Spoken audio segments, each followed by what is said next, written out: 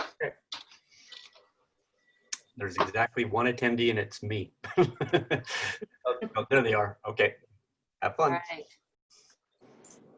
Steve?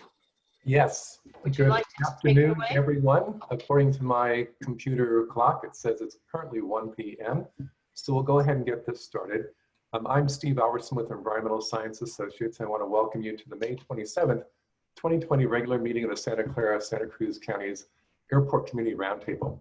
We're giving everyone a few minutes to join the meeting before we begin officially. But in the meantime, I'd like to go over a few important meeting details.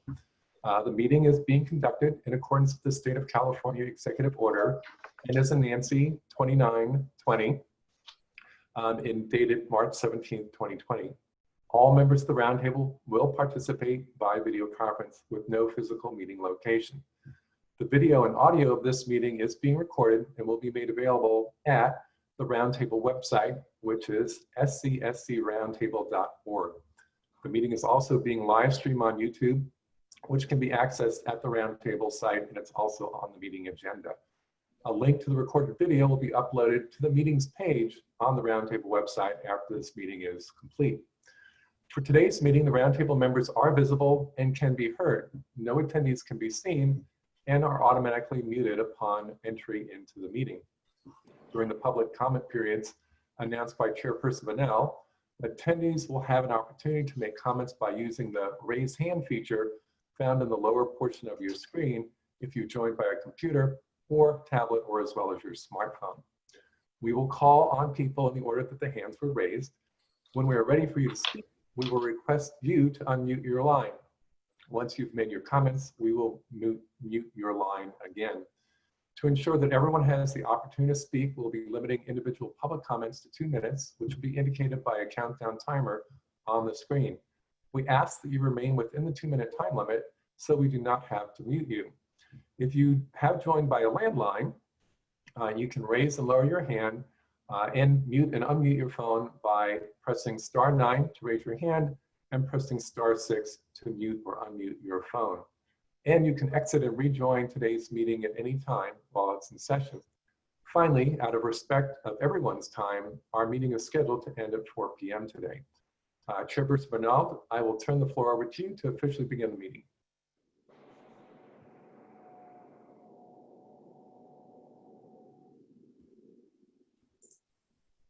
Mary-Lynne, you're on mute. There we go. Thank you. Welcome, everyone. Thank you for coming out today. Hope we're all staying relatively cool. And as I see Steve Preminger hydrated. So I'm going to have Evan Wasserman call roll call just so that we can verify that we have everyone here and have it on the record. Evan, if you're ready. Yeah. Good afternoon, everybody. So far we have 12 members present. That includes Ed Boderoff, Anita Enander, Liang Chow, Rowena Turner, Lisa Matichak, Lydia Koo, Kathy Watanabe, Steve Preminger, Cynthia Matthews, Carlos Palacios, Mary-Lynne Bernald, and Glenn Hendricks. If I'm missing anybody, please let me know. Okay, good. I also would like to take the opportunity to welcome Shantine Koplau, who is joining us through Cities Association. She is reviewing our bylaws and best practices and will be giving us some input when needed today. And I just want to thank you. Charlene, would you like, Shantine, excuse me, would you like to give a quick overview of how you came to be here? Absolutely. Thank you so much, Mary-Lynne. I appreciate it. And it's great to meet all of you, those I hadn't met before. I was brought in by Andy Jordan to specifically look at the Brown Act best practices for the roundtable and to offer some guidance wherever possible. And I am an attorney, and I've been an attorney for quite a while. I worked for the federal government for most of my career, doing regulatory compliance and policy compliance, among other things. And I recently, or not so recently, started my own practice, and now I'm off, helping other associations, other entities function and reviewing their practices and hopefully offering some guidance And so I'm very happy and honored to be here and to be a part of this roundtable and to provide you all with, I hope, a lot of help wherever you need it. So thank you again, Mary-Lynne, for the introduction. Appreciate it. Thank you. I appreciate that. I'm reviewing the attendees today, and I see we have Tony Schloss from John Leopold's office, supervisor, Tom Pike from Rokana's office, Tamara Swan from the FAA, Sky Laren from the FAA, Robert Holbrook. Let's see. I'm going to introduce everybody. It's much easier. Matthew Kazmerzak, Mary Jane Donofrio, Chris Zanardi, Joseph Burt, John Wiley, Jennifer T, Jennifer Landesman, Fabiola from, Garcia from the FAA, Eric Hinshall, Darlene Yapley, and 1, 2, 3 phones. There's an 813 here. I was hoping for an 831. I do not know who the new representative is out of Jimmy Panetta's office. We do have on call today Eric out of Anna Eshu's office, and I'm not sure who else is on board, but I think that rounds it out. So with that, I would like to go ahead, unless there's anything else that I need to do, and open the item now for discussing and approving item number 3, the fiscal year 2021 roundtable budget. Andy, please. And Andy, before you begin, let's just note for the record that we do have a quorum of members. Thank you. Perfect. Hi, everyone. I am going to share a screen real quick with you. Oh. Are you going to, Evan, do you want to put up the agenda or? I can put up the agenda, sure. Yep, that's okay. That's fine. Hi, everyone. I just wanted to give you an overview of the budget. We've previously discussed it a few months ago. And per the bylaws, the budget is introduced for your consideration, and then it needs to be approved before the end of June. Hold on. Just a moment, please. I'm having technical difficulties on my end. And just to know how, just to give everyone an overview and for our attendees of how we got here, we received a congressional, actually, Evan, can I do a little screen share real quick? Yeah, sure. Okay. I think that will be better. Sorry, everyone.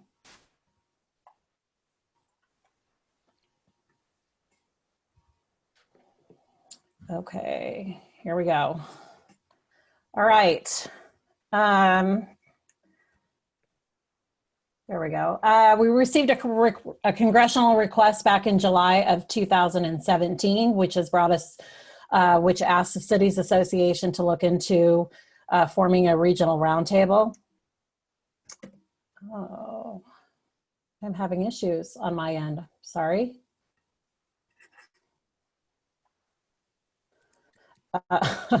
It doesn't want to change pages for me. Sorry about that. We formed an ad hoc committee, and it was comprised of folks from Palo Alto, Mountain View, Saratoga, Los Altos Hills, Cupertino, Sunnyvale, and Morgan Hill. We studied various roundtables, and then the ad hoc committee also created bylaws and an MOU based on the SFO roundtable. Our funding was established differently. They created a funding formula at 50 cents and 10 cents ratio. So all jurisdictions except San Jose would pay 50 cents and San Jose would pay 10 cents. Then the first year's budget was established at $250,000 because that's what the SFO roundtable was spending. And that was just what we thought we'd give it a try and see how that worked with what we wanted to do. So our timeline, you can see that we started in July of 2017, and we had our first roundtable meeting at February 2019. We've had some ongoing challenges, and I think that we could all agree that those challenges are still kind of at the forefront, who will lead when no jurisdiction or airport wants to take the lead. Staffing, how to operate the roundtable. And I know we will continue to have discussions to find the way that we best can do that. And trying to find a meeting time that will work for 13 jurisdictions. So we now have a home, at least on the web, and we rotate where our meetings are. This is the review of our calendar year 2019 of the things that we discussed and talked about and presentations that we received. And I believe that's also in your packet. And then this is the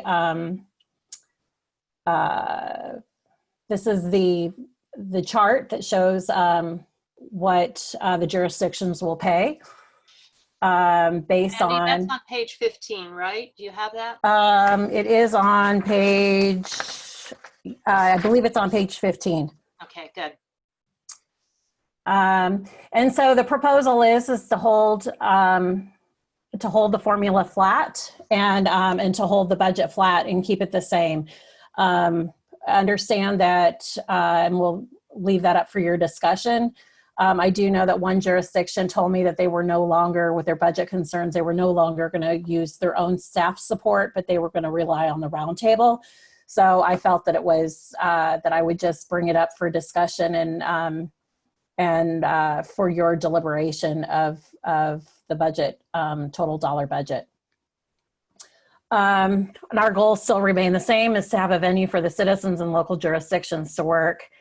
Per the bylaws, the roundtable is to become independent, and at some point we will you will all be asked to discuss how you would like to do that. But I think that at this point we just want to figure out if this venture is going to be when we find that this is a successful venture, I think then we can go into that where the roundtable would be its own entity.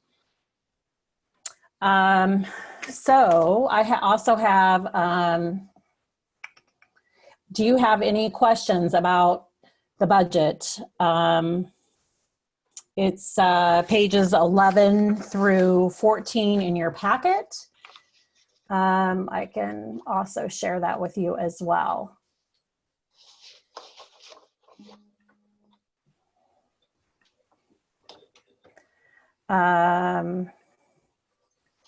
I see that Right Steve here. Preminger is having trouble raising his hand.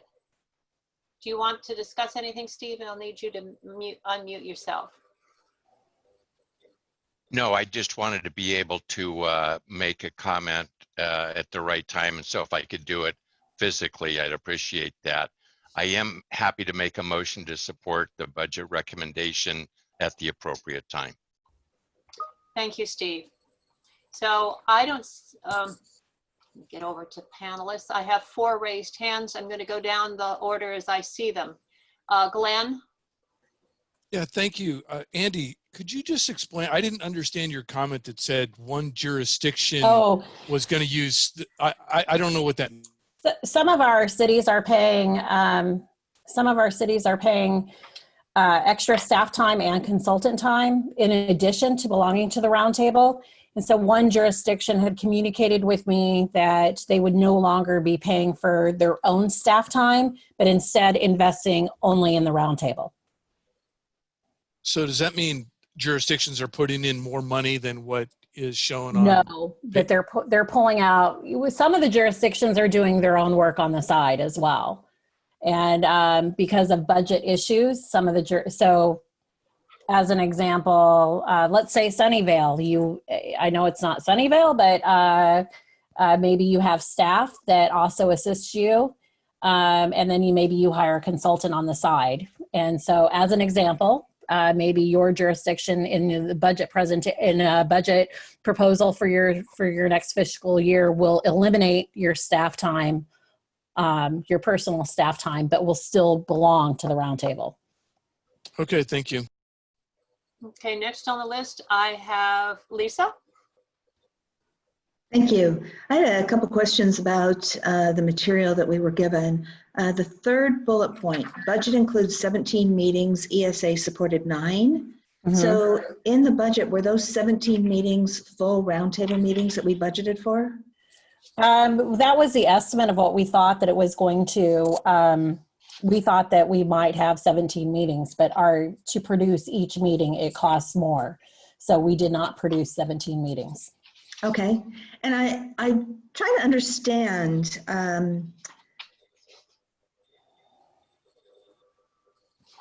for meeting is that the community now has a platform to voice their concern, and the volume of email and monthly agenda packets are quite large. So how does that, I guess, you know, in Mountain View, I don't think public input adds to the cost of any meeting. So I'm trying to understand how that adds to the cost of these meetings. Well, we do, the roundtable does respond, and the staff do respond to the public. That's always a cost. I mean, of responding, it's staff time. So it's responding to the... Well, it's receiving, responding, distributing. There are different ways that we could handle running the roundtable, but the administrative side is, it does cost money. I mean, it's staff time because you receive, you respond. Okay. Lisa, When will we revisit or discuss the ESA's contract extension? Well, so the contract extension is, that would happen. I am the project manager, and usually the project manager, the staff are the ones that handle the whole process of the contract. And so that's how the Cities Association handled it. It was done with staff level, and I had a committee of various staff, that city staff that worked with me and county staff when we interviewed as well. So at this point, the Cities Association is in charge of the contract. Okay. That's all the questions I have, but I do have some comments. I'm assuming we'll do those later, right? sure. Okay, thank you. Glenn's hand is still up. Glenn, can you take, if you don't have questions, can you take? Because you're sharing the screen, I can't get back to the piece that lets me do Got that. it. Okay, I'll figure out how to work it somehow. Then if you press the escape key, you'll be able to shrink it back down where you've got all the facilities. Lisa, part of the first question you had was that frequently we get questions such as the one that generated the response today from Tamara, and it could have to do with pirate, which doesn't necessarily affect just the residents in Palo Alto. It can have effect on others. So this becomes a community roundtable for that reason, and for that reason, then the costs are shared, just as they would be with South Flow. That may not affect Cynthia in Santa Cruz. So again, it's a shared cost because we are a community group. Rowena, I see you. So sorry, no, Yeah. I guess I wasn't questioning that. I was questioning how public input is being handled.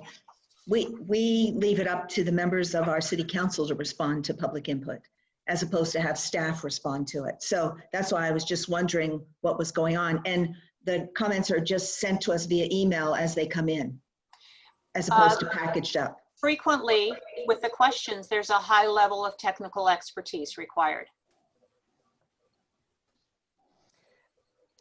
If the group would like to change, I mean, we can, you most certainly have if you would like to handle that differently, you know, that's up for your decision, I think. That would be something that we would have to put, I believe, on another agenda going forward. But I don't know. Does anybody else want to weigh in on this at this time?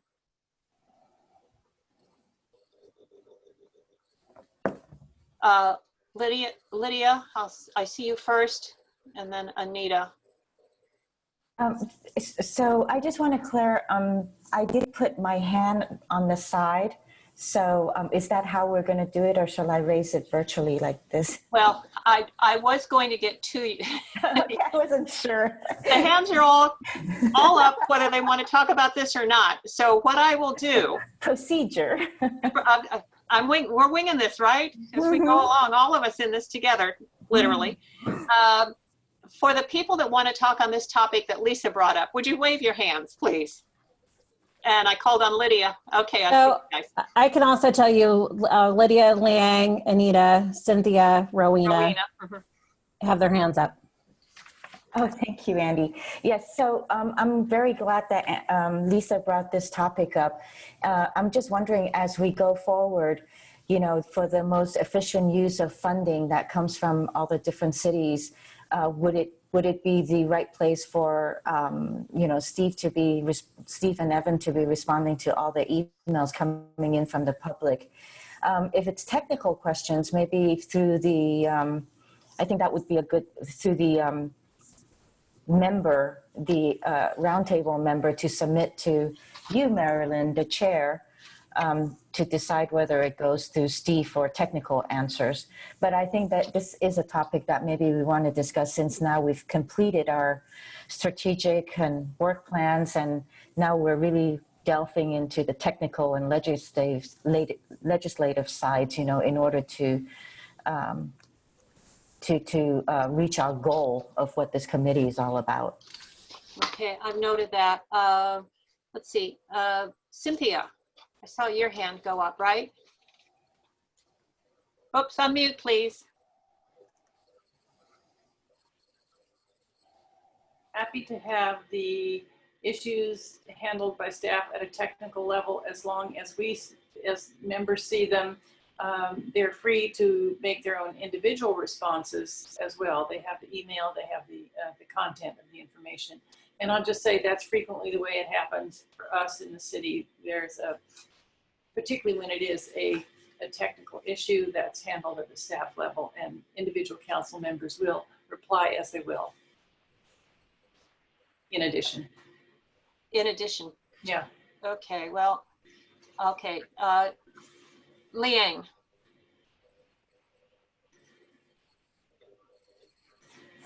You're on mute. Unmute. Okay. Great. Can you hear me? Okay.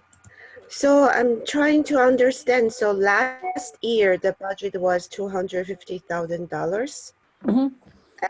And then the proposed for this year is also $250,000 for a whole calendar year, right? Correct. And 125 for this first half and 250 for the next fiscal year. Correct. Okay. Then according to the description, somewhere it says that the initial cost of setting up this roundtable will be higher because there were additional staff time to do pre-meeting before each meeting. But now this is not a new roundtable anymore. So how come the cost remains the same? Well, we're hoping that that money will be turned over to now, instead of having pre-meetings about how the roundtable is going to run. We're hoping that we'll be able to turn that into technical work, which is really what you would all like to see, is that our consultants do more on the technical side versus the planning side. Okay, so are they keeping track budget of total number of hours? Absolutely. Spent? Absolutely. I sign off on that every month. And those hours, we sign off on it every month. Mary-Lynne signs off on it. The treasurer of the cities association signs off on it, as do I, before. And so you can look at we approve those, and the board then approves them in the consent agenda. I see. So that's why there were savings from last year, right? Because you actually keep track of number of hours, and we are being charged by the hour that they spend on the different matters. Right, right. We pay for their time insert, yes. So is there a single rate for one consultant, or there is separate rate for his assistant, for example, in There are handling there are different matters? rates. There are different rates for all of the folks who work on the roundtable. And if Steve wasn't able to participate, then there is another consultant that we would use that within the firm that he works with that would come, and he has a different rate. So yes, and they track all of that, and then they send it to us in a very lengthy Monthly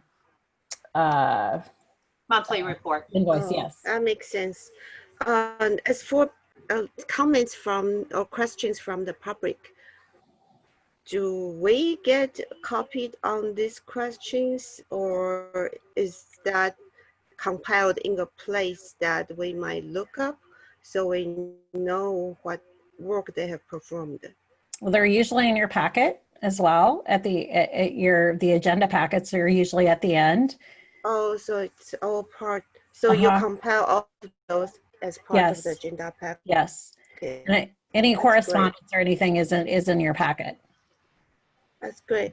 And then I see that in the scope of work, we were hoping that they will, like task number 4 is follow up on select committee recommendations, follow up on South flow recommendations. So do this mean that we were expecting that we will provide some recommendations, and then the consultants will help us follow up? Yes, they're supposed to be. They're tracking they're tracking these needs for us, and that is part of what is expected of them. And then when they and then they bring it back to the roundtable. But they this provide past update, but we Right. haven't had recommendations, right? No, I mean, Steve, do you want to weigh in on this? You're Sure, muted. There we go. Yes, of course, there are a number of recommendations regarding the select committee and South Flow committee work in the work plan, in our strategic plan, but also based on the roundtable discussion, we've developed over time a tracking list for all of those measures. And so we continually keep updates on them when we get them from the FAA. As all of you know, the FAA produces essentially a quarterly report on the select committee activity. And so we track that and then update that tracking. Anything that's significant that comes out of that, we bring to the roundtable and get it on the agenda for the next meeting. Okay, so I understand that we decided on ESA because of their expertise on airport issues. However, among the task list, I did not see an item that I feel really take advantage of that. For example, it would have been good to know what other roundtable around the nation is doing or what recommendations they have recommended. If such information can be compiled. For example, I heard that in Boston airport, they have actually got the airport to accept to spread the flight path instead of just following the next gen. So this kind of information would have been good to know. I wonder whether one of the tasks could be providing this kind of information to the roundtable. I've noted that, Leanne. Thank you. Any further questions? No, that's all. Thank you. Thank you, Okay. Ma. Thank you. Anita, thank you for your patience. Or just two things. I want to endorse the idea of putting a future agenda item to discuss the most efficient way to respond to public communications that both respects our constituents who take the time to contact the roundtable, but also most efficiently use the precious staff time that we're paying for, which is a little bit different from my perspective than using our own city staffs. So just that, and then to agree also with Liang's most recent point about if there are unique ideas that come out of other roundtables or kind of best practice ideas. If there's a way to capture those, I'm just interested in us trying to accomplish our overall mission the best way possible. And so if we could get access to that kind of information, I know that Steve has an incredible network of people and can do that kind of thing. That's all I have. Thank you. Rowena. Yes, I just wanted to make a comment about the budget here. My question really is, are we pretty confident that considering the projected revenues, the lower revenues because of COVID and a lot of the layoffs that we're experiencing in the area, that we're going to get the funding that we need to proceed? Andy? You're on mute. The budget situation in each of our communities is different depending on your revenue sources and whether you rely a lot on business revenue, business tax revenue, or TOT. So that's a question for you all, and I will leave that up to you. Andy, to date, have you heard from any cities that said that they were not willing to put in the amount that we had? I see you, Carlos, I'll get you. Any other cities that were not willing to re-up this year? No one has notified me at this time. Thank you. Rowena, did you have any further questions? Oops, you're on mute again.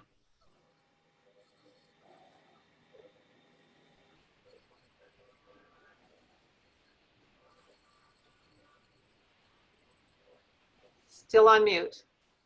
There we go. I can't hear you. Can you hear me? Yes. Okay. So we're still doing our budget, and you know, we're looking at a lot of things that will probably be lower, like our gas tax, and of course we don't have any business. So I will probably be asking Steve to get a hold of you in the next, week or so when we finalize our budget. Okay, you're at $1,027.31. Yeah, and this has to do with everything, our participation in the forum as well. Yes. Yeah. Understood. Okay. Okay. Carlos, I saw you raising your hand. And then Lydia, I see you up with a on the panelist raised hand. Carlos? Yes, in Santa Cruz County, our revenue sources have been hit very severely. We are dependent a great deal on our hotel tax and on our sales tax, and those revenue sources have been devastated. So I feel it's very unlikely that Santa Cruz County will continue membership in the Roundtable next year, given the size of the budget cuts that we are facing in the next months. I will be recommending that we cut out a lot of our expenses. In fact, we've had a hiring freeze, and we're negotiating furloughs with our employees. We're looking potentially at a number of layoffs. And so given the dire situation of our budget, I will be recommending that the board not continue membership in the Roundtable, as well as a number of other organizations. We're basically cutting all of our budget down to core mandated services. And so all extra expenditures are just going to have to be cut. So we don't have, of course, that's going to be up to the board ultimately, but given the size of our deficit, we have a 23% deficit in our general fund next year, which is just double of what the experience was during the Great Recession, and the Great Recession was very difficult. So from our perspective, I think it's very unlikely we will continue membership past into the new fiscal year. Thank you, Carlos. It's hard to hear the reality. Andy, did you want to respond? Or should I move on to Nope. Lydia? Okay, Lydia. So what I was going to say, it has to do with the content of the of item number 3 before Steve made his motion, but it sounds like there are other community members who wants to talk about the budget, so I'll hold off if that's all right with you, Chair. Sure, sure. Ed? Thank you, Madam Chair. To Rowena's point, this was a question period, so I was going to wait to make my comment during the discussion. But since she brought it up, Capitola seems to be in the same position as Carlos mentioned. I think we all are experiencing that position. And although we have not adopted our budget, we made the recommendation goes for approval on June 11th. But inside that recommendation was that all unmandated memberships were going to be deleted, which is the category that this roundtable falls under. So I'm not optimistic that Capitola will be returning either, just to make the shortfall. So to Rowena's point, she wanted to know who was in that position. We are definitely a city that's in that position. Thank you. Thank you. Cynthia? Since we're over here in Santa Cruz County, I'll say that we're in the same boat, highly dependent on TOT and sales tax. We're looking at a $10 million deficit, and we haven't dealt with this particular issue, but we are looking at furloughs, reducing service, non-essential services, et cetera. So very much the same situation. So, yeah. Madam Chair, if you're okay, I'll share the screen again and I will show you the spreadsheet taking out these communities and what the budget looks like at the same rate. Is that all right?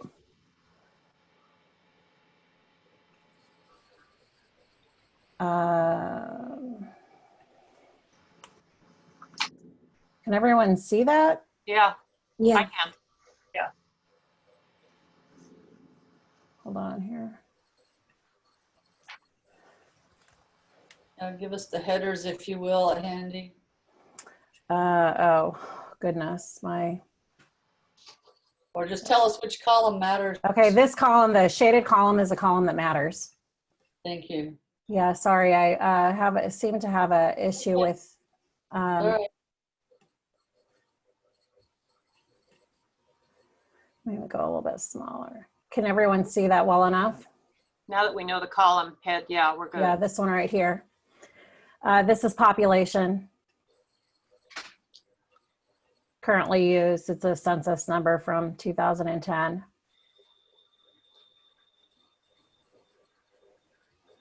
Anyone else that I missed? I just took out the Santa Cruz. Rowena, what do you think?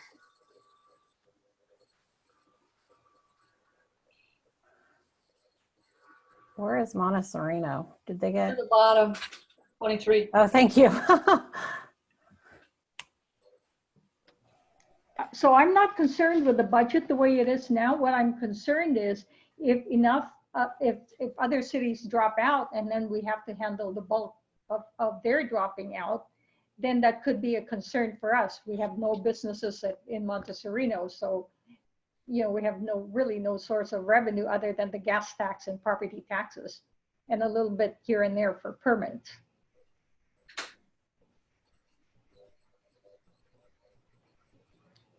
Oops.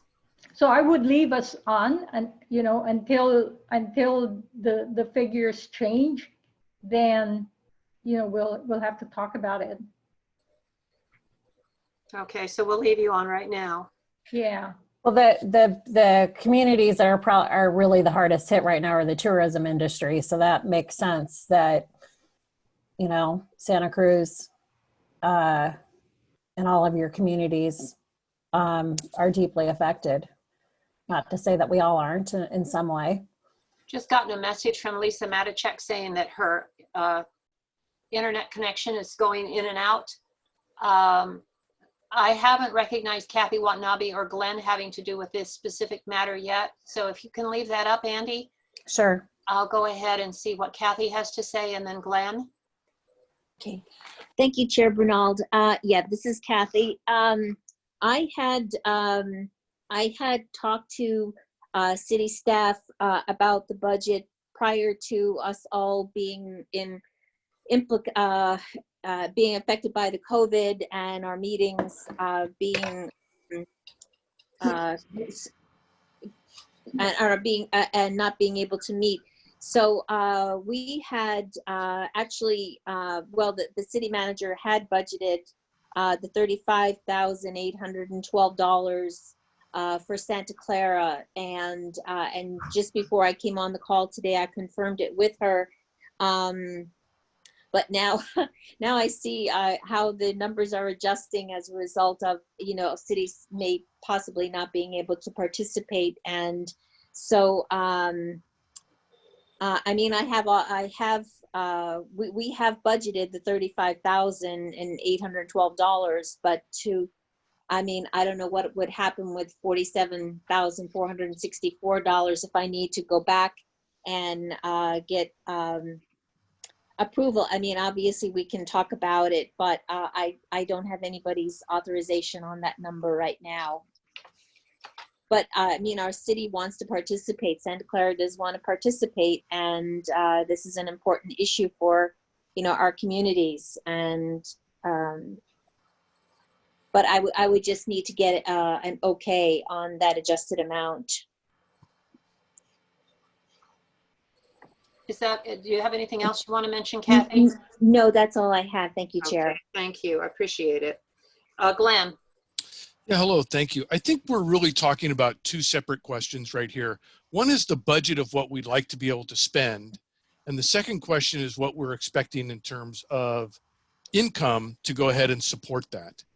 And, you know, I'm kind of with Santa Clara here. I'm not going to necessarily just be able to agree overhand. Our intention was we were going to pay the number before, and our original number, Sunnyvale is the largest contributor here. We would have been at 17%. And just with Andy's math, I go to 25%. And so could we separate the questions out? And also, I'm not sure, I think we'd want to take in writing that cities or jurisdictions are or are not going to be paying the money in.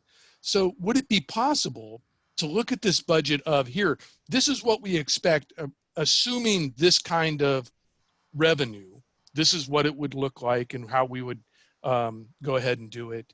And then deal with over the time if, you know, jurisdictions come back and say they can't pay or they're not going to participate.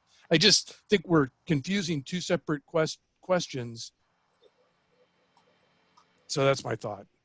Thank you, Glenn. I think you've brought up a really good point, or several. Is there anybody else that is left to speak? I can't see that now that I'm Liang. screen. Okay, I was going to suggest that there are a couple things we could do. We could. Andy Liang wants to speak. Okay. Oh, hello, hi. I'm just wondering whether we can consider another way of looking at the budget. If some cities are dropping out, can we keep the cash amount, the contribution amount for the rest of the cities so that we don't have to go back and adjust the budget? Then, I think, Glenn, that's pretty much what you said, right? You can nod your head for one. Yeah.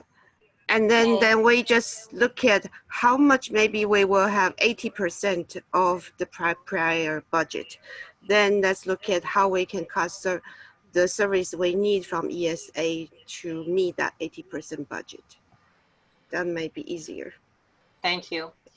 Andy, it does sound to me that this is something that we can't necessarily solve today. I think Glenn has brought up a good point that until we have firm confirmation from our cities and counties that it's a difficult place to be in for making a final decision. So are you giving me direction to create a different budget as well? One that just subtracts the money of the Santa Cruz communities out? That may be preliminary. That may be jumping ahead of where we need to be. Okay. I'm thinking we need to get definite word from, as I said, the cities and counties. Then I also need to, in addition to that, as it fluctuates, we need to look at what services, how many meetings, what services we can provide, how many meetings a year we could go to. Can we go to 4 meetings a year? And as the items such as the SST comes up, or legislation, should it bounce out of everything pandemic, that we be able to look at that so that we can still meet the needs of our regional base. So we'll table this and then I guess we'll bring it up. We have a meeting in June. Cynthia, I see your hand up, then I see Glenn's hand up. I think we can give you our answers pretty quickly. Well, I think you, yeah. In Santa Cruz County, yes. I'm sorry. So are we. Glenn? Oh, Cynthia, anything more? Yeah. Okay. Glenn? Yeah, I was, you know, still haven't heard from the public, but what I was maybe hoping we could do is approve this revenue sourcing and that this money coming in means we would be able to do X, which is what's been laid out. With the caveat that says, if we do not get this, if certain jurisdictions are able to not pay the full amount or need to drop out, that we will then have to have a subsequent meeting where we either go ahead and are able to see if cities or jurisdictions can pay additional, or we will have to go ahead and reduce our workload to go ahead and match that. Because I think Andy just brought up a point. We don't have a meeting scheduled in June. And if we don't approve the budget today or in a meeting we don't have scheduled, then we can't get into July, right? So that's a problem. So I'm wondering, once we hear from the public, if there's a way to approve this revenue source from jurisdictions that maps out to a certain workload. And then if revenue doesn't meet those, then we will either have to seek additional funding or reduce the amount of output that we're going to go ahead and do. Anyone else want to weigh in? I've gone from panelists to attendees. I see no one else with their hands raised. Let me go to full screen. Would you like me to stop share? Please stop share, yeah. And I see Mr. Holbrook has raised his hand. Okay. Is there any further discussion before I move to public hearing from the panelists? Steve Preminger. Well, I was going to largely agree with what Glenn said. I think the reality of this uncertainty is something that has to be our top priority to figure out. And I think we need to see how many communities are out, including on this side of the hill, just to understand the reality of it. And based on that, have a special meeting as soon as possible in June to get together and move forward. I think, again, as Glenn said, we really need to focus and prioritize the work plan, because with this amount of revenue being reduced or shedded from the budget, it's going to change the scope of what we're able to take on. So I would withdraw my original motion to approve the budget. I think we need to do a lot of homework before we come forward with something that's realistic. Thank you. Okay, Evan, I don't see anyone else waving at me. Lydia, sorry, I do now. I'm sorry. Since we're gonna, I just wanted to say that on the content for this item, under the scope of work for the facilitator consultant services included, if you might consider task number 6 to develop an advocacy plan to be replaced with provide support for the work and strategic plan. Since we have those 2 plans available, perhaps it would be time to focus on the strategic and work plan and get support for that. So if you could consider that while we go to a public. I think those are probably changes that we could make with the consultant rather easily. Okay, thank you. And we do have an item on the agenda this afternoon that is going to prioritizing the work plan. So we can keep that in thought too. Thank you, Lydia. I don't see any more hands waving. So Evan, if you could key up the people that we have that want to speak from the public, that would be great. Yeah, so right now I see 3 raised hands in the attendees column. One from Robert Holbrook, one from Jennifer Landisman, and one from Jennifer Tassif. Okay, Robert Holbrook, since you mentioned him first. Thank you. This budget discussion is really a pairing of spending that we'd like to do with the resources that we're going to have available to do. And we've had a lot of discussion just now on the resources, the contributions from the communities, and that's obviously up in the air. But the spending side is something that needs to be discussed too. There were obvious issues flagged in the memo in the report, even absent the coronavirus pandemic. And I think it's important that that these be worked and presented, and solutions or some approach be presented to the roundtable for its consideration before wrapping up this whole question. And so I would suggest that that you consider extending ESA's contract by either 1 month or 3 months to give the roundtable 1 or 2 more meetings to hear back the report that ties up these spending issues, let alone the revenue issues, and give you a better basis for considering how we might want to move forward. Thank you. Thank you. If I'm correct, Andy, we are good until June 30th with the budget we have in place. Is that right? Correct. Okay. Next up, Jennifer Landisman. Hi, can you hear me? Yes. Thank you very much to all, and I hope everybody's been doing well. Thanks for this discussion. I would like to request, I think it's really important, first of all, to put in perspective how much was accomplished with the select committee, which had no budget. And a lot of that work has already been done, so there can be things built to that. But I think it's really important to know how much cities have invested in the past and are currently investing now. Let's say Palo Alto.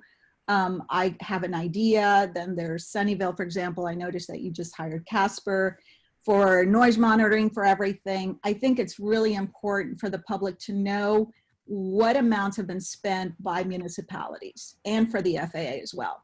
Number 2, I ask that all cities let their cities know and their constituents know if you are doing these sort of not going to have any staff devoted to airplane noise anymore because we're going to invest everything on the roundtable.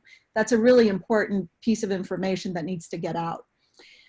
Lastly, I just want to propose that there are models, and one was recommended by FAA, which is these voluntary agreements, which are put together with airports and airlines, various stakeholders.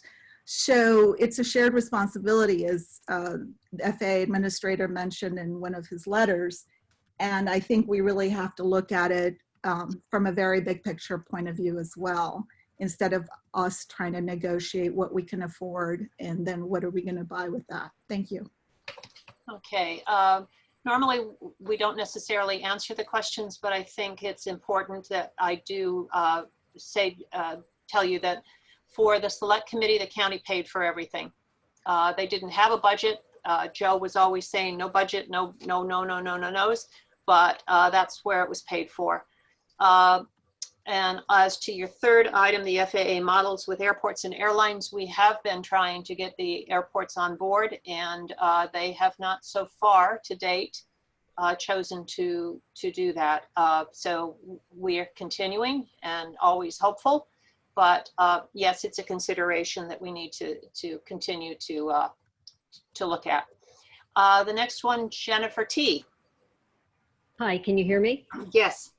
Okay, yeah, a couple of things I wanted to bring up, and I don't want to put anyone on the spot, but ESA had estimated $7,000 per meeting, and we're spending $21,400 per meeting. That's 3 times the estimated amount.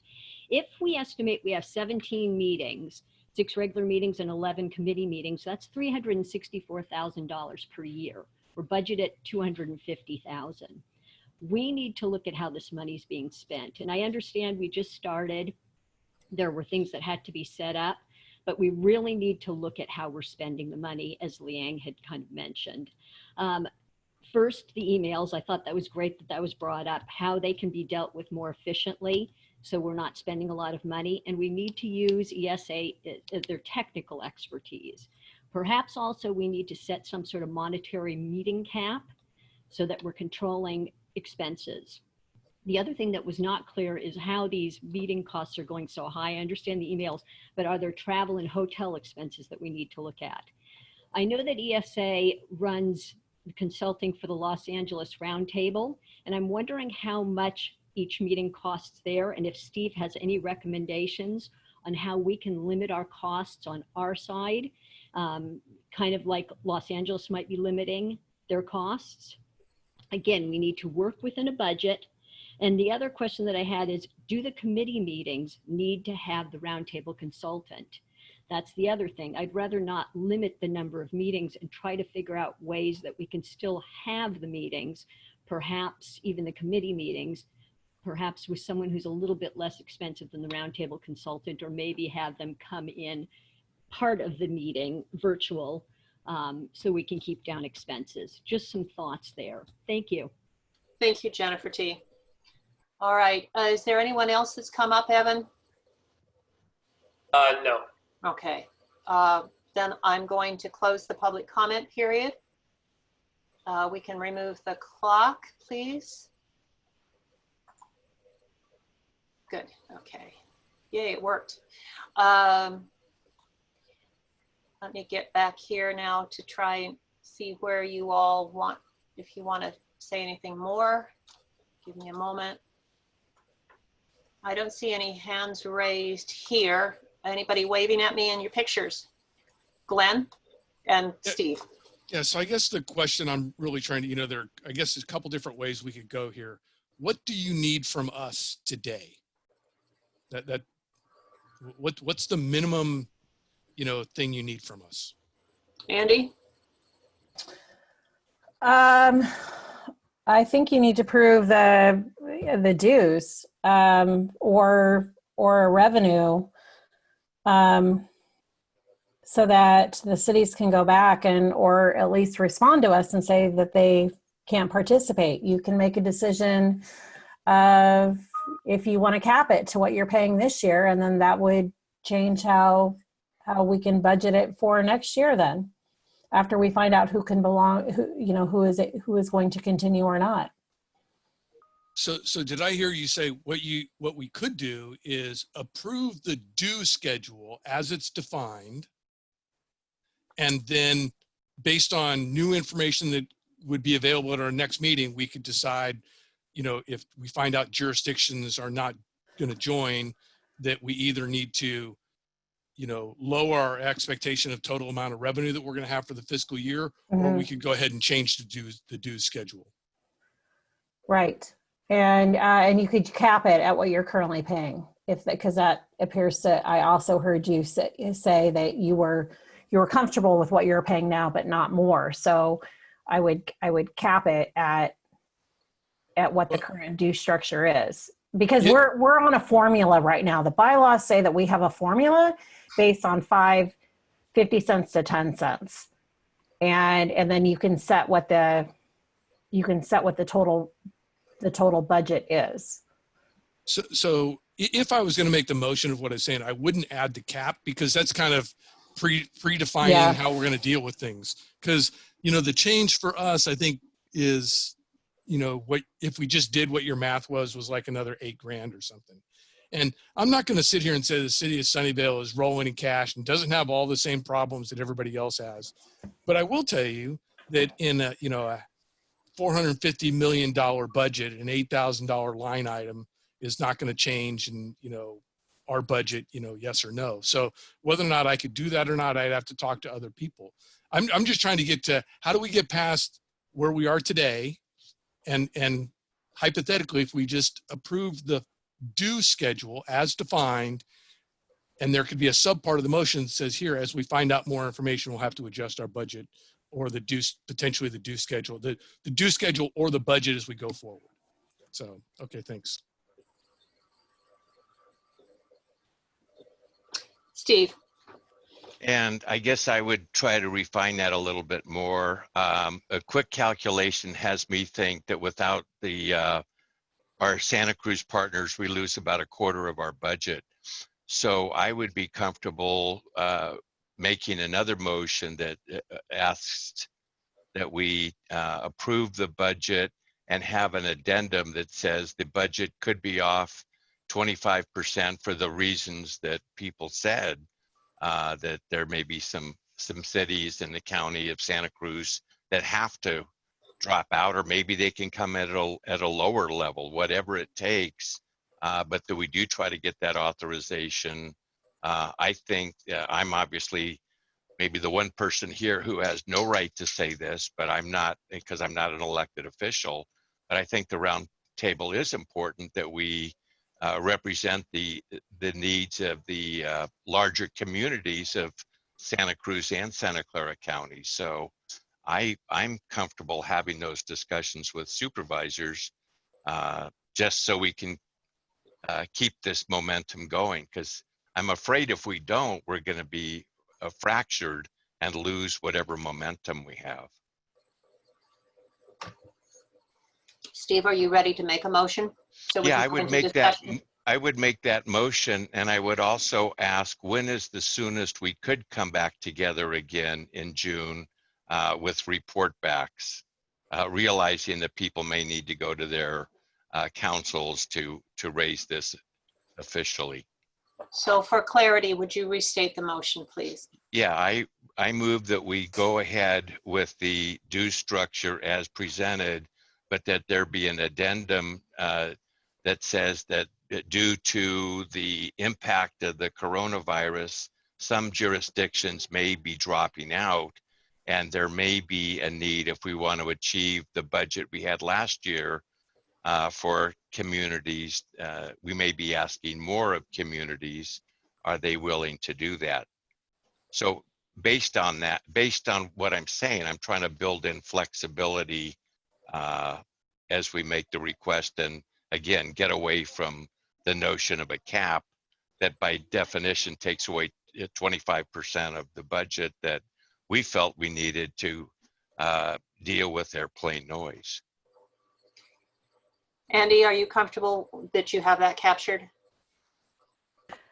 I believe so. So you're looking just to approve the budget as presented with the addendum that due to COVID-19, some jurisdictions may not be able to participate, and therefore the budget.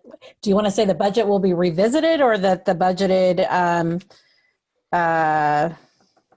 that some jurisdictions may be asked to contribute more? Is that what I heard? I said both things. I think the budget would perhaps be revisited, and we may ask jurisdictions to pay more. So not part of the motion is my comment that says Santa Clara County may be willing to pay more. I don't want that on the record. Could you break that down into two motions so I can get a second on each if need be? Sure. Please. So the first part of the motion is approve as presented with the addendum that there may be a drop off due to the pandemic. Is that correct? Yes, that there may be less revenues coming in to sustain the current budget that was presented at this meeting. Okay, do I have a second for that? Second. Anita has seconded. Okay, any further discussion?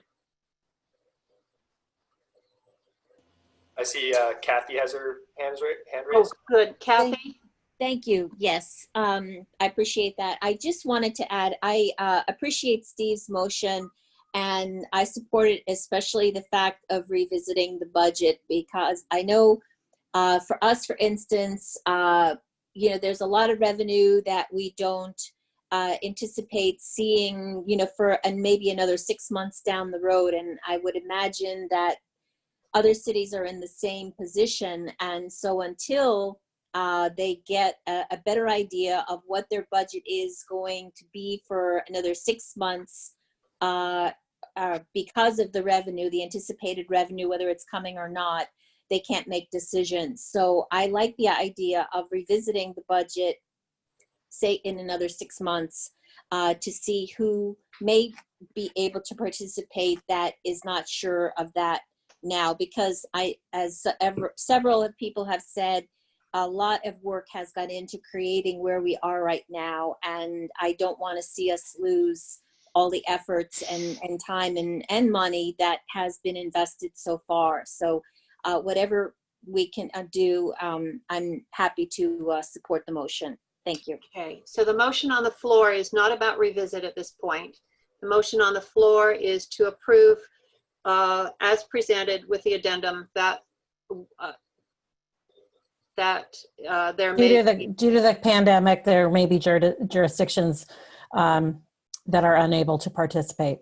Okay, that's the question I'm going to call right now. Then I'm going to ask for a second. I see you, Liang. I just want clarification here. That I'll be calling that question and then asking for a second motion about the revisiting. Does that sound about right, Steve, since it's initially yours? Yes. Okay, good. Liang, you had a comment. Yeah. So my understanding is we will try to approve the budget as is with amendment. But then I suppose all the cities' budget will be finalized by June, mid-June or late June. Then we would know whether the cities have budgeted the roundtable for the next year. So it sounds like we should and then by July, we would know exactly how much each city will still contribute, right? So it sounds like we need to revisit this in July, not in 6 months. This will be part of the second motion that we will be making. So right now, yes, we will need to revisit, but right now we are just voting on the approval of the budget as presented, with the recognition that due to the pandemic, there will be a drop off in revenues. I'm going to call the question. Anita, is that you agree that since you seconded that? Yeah, I think you might want to say a likely drop off. Okay. Or that we project a drop off or something like that. Likely, we can't even project at this point. So yeah. Okay, I'm going to call the question. Due to the situation we're in, I'm going to have to do a roll call vote. And what I'm doing is just going as I see you on my screen. So if you all are ready, Rowena Turner, you're muted.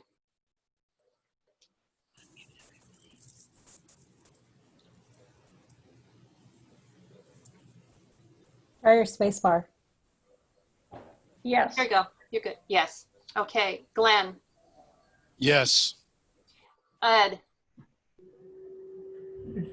Ed, yes. Carlos. Yes. Liang. Yes. Lydia. Yes. Steve Preminger. Yes. Anita Enander. Yes. Cynthia Matthews. Yes. Kathy Watanabe. Yes. And Lisa Matichak. Yes. Oh, you're on board. Great. And I'm a yes. So that passes unanimously. All right. Now I need a second motion. I believe it's going to be the revisit topic. Steve, will you be making it, or Steve Preminger? Well, I expressed interest in it. Yeah, I mean, I think we need to take a look at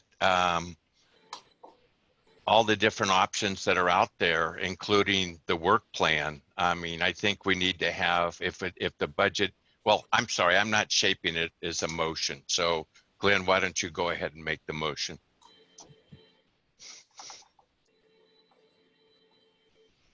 Is that okay with you, Mary-Lynne? Oh, certainly. Yeah, I didn't want to go out of turn.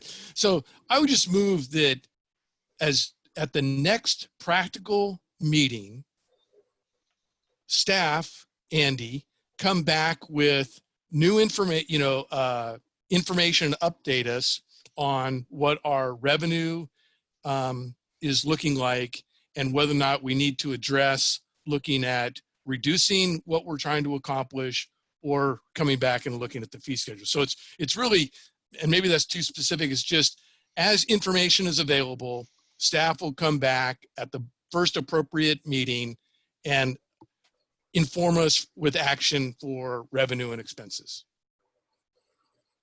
Do I have Anita, are you a second or you want to discuss? I'll second, but I'll ask Glenn about maybe refining it a little bit. So I guess I'd call it a second with a friendly amendment. That we ask that as soon as practicable after July 1, we agendize a discussion about adjustments to the budget and work plan to reflect any deficiencies in revenue compared to the approved budget. If you're more comfortable with that language, that's fine. Okay, then I'll make Anita the maker of the motion and Glenn, you the second. Sure. All right. Okay. Just a second, Liang, I'll get to you. I see you. Andy, is that clear for you? Yes. Okay. Liang, question. Yeah, question. So does that include maybe a review of the prior year's budget to see how it's spent so we know where we might be able to reduce cost? Does that include? Anita, I didn't hear anything about a review of last year's budget. No, I agendize, to me, in agendizing the possible adjustments to the budget, you're gonna always look at all the data available to you as to where you can make cuts, and if that means analyzing how you spent things previously and what you might not do compared to prior year, to me that would potentially be all part of the discussion. But if the staff is does not prepare all that information for us, we can't really make that discussion. Do we then expect to have a report, a summarize of all the itemized spending from prior year? If I understand. I'm sure we can do that. Yeah, all I understand is they are in the consent agenda so far. So, okay, as long as we have information, that would be great. I don't see this as being a consent item. I see this being very much a discussion item. Absolutely. Oh, no, what I meant, all the information is in consent items approved by the committee, all the spending that I learned.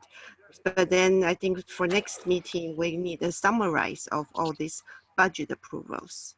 That will be there. Andy? That's great. Andy's already said that she will provide. That's great. Okay. So Andy, if you would read the question again, please, so we're all clear. After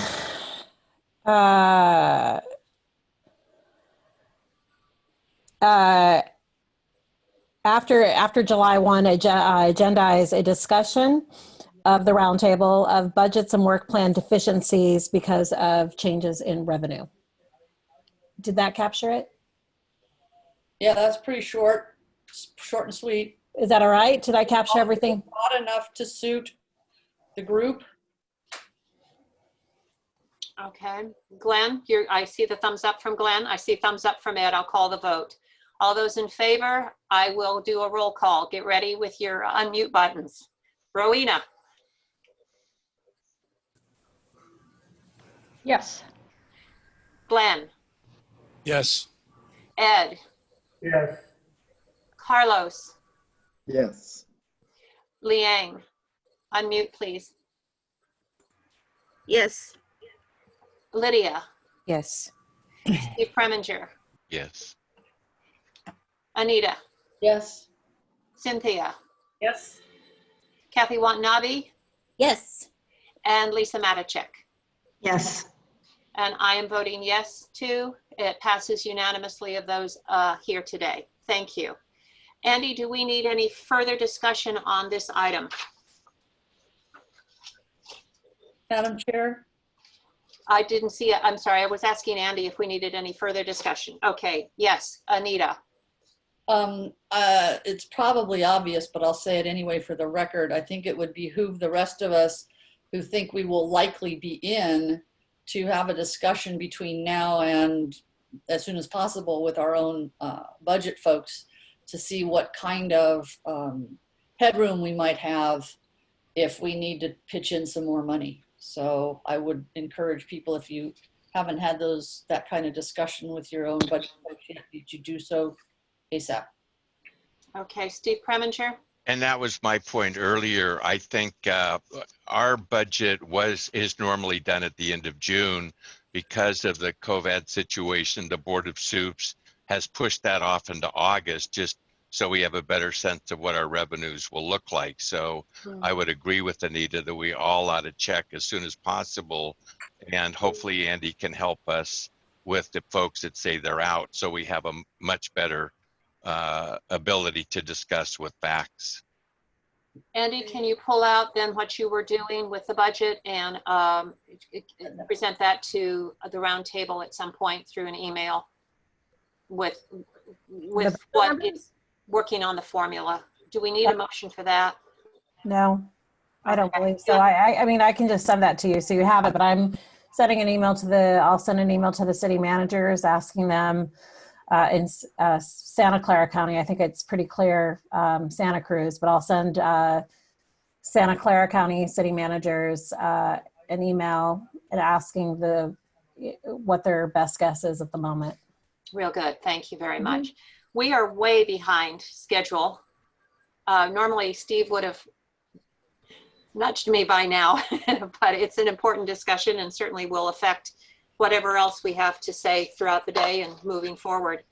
I'm going to close item number 3 and move on to item number 4. It is the Legislative Committee recommendations on the SST noise certification. I want to thank Lisa. It's so strange not being able to see you, Lisa, but thank you and your committee for going to work, for going to bat at this, especially under the situation that we're in. And I'm going to turn this over to you to do a presentation. I hope you're able to speak now. I am. So I've turned off the video in case that helps with my internet connection.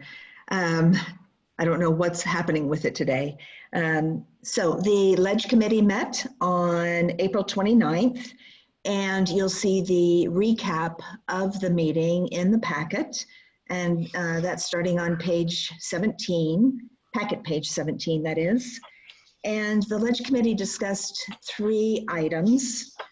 We talked about the noise certification for supersonic airplanes. We briefly discussed the role of the Ledge Committee. And then we talked about prioritizing future agenda items.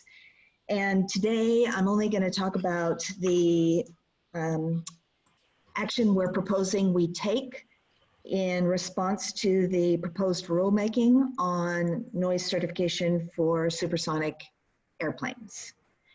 Thank you. You will see in the packet on page 21, the draft letter.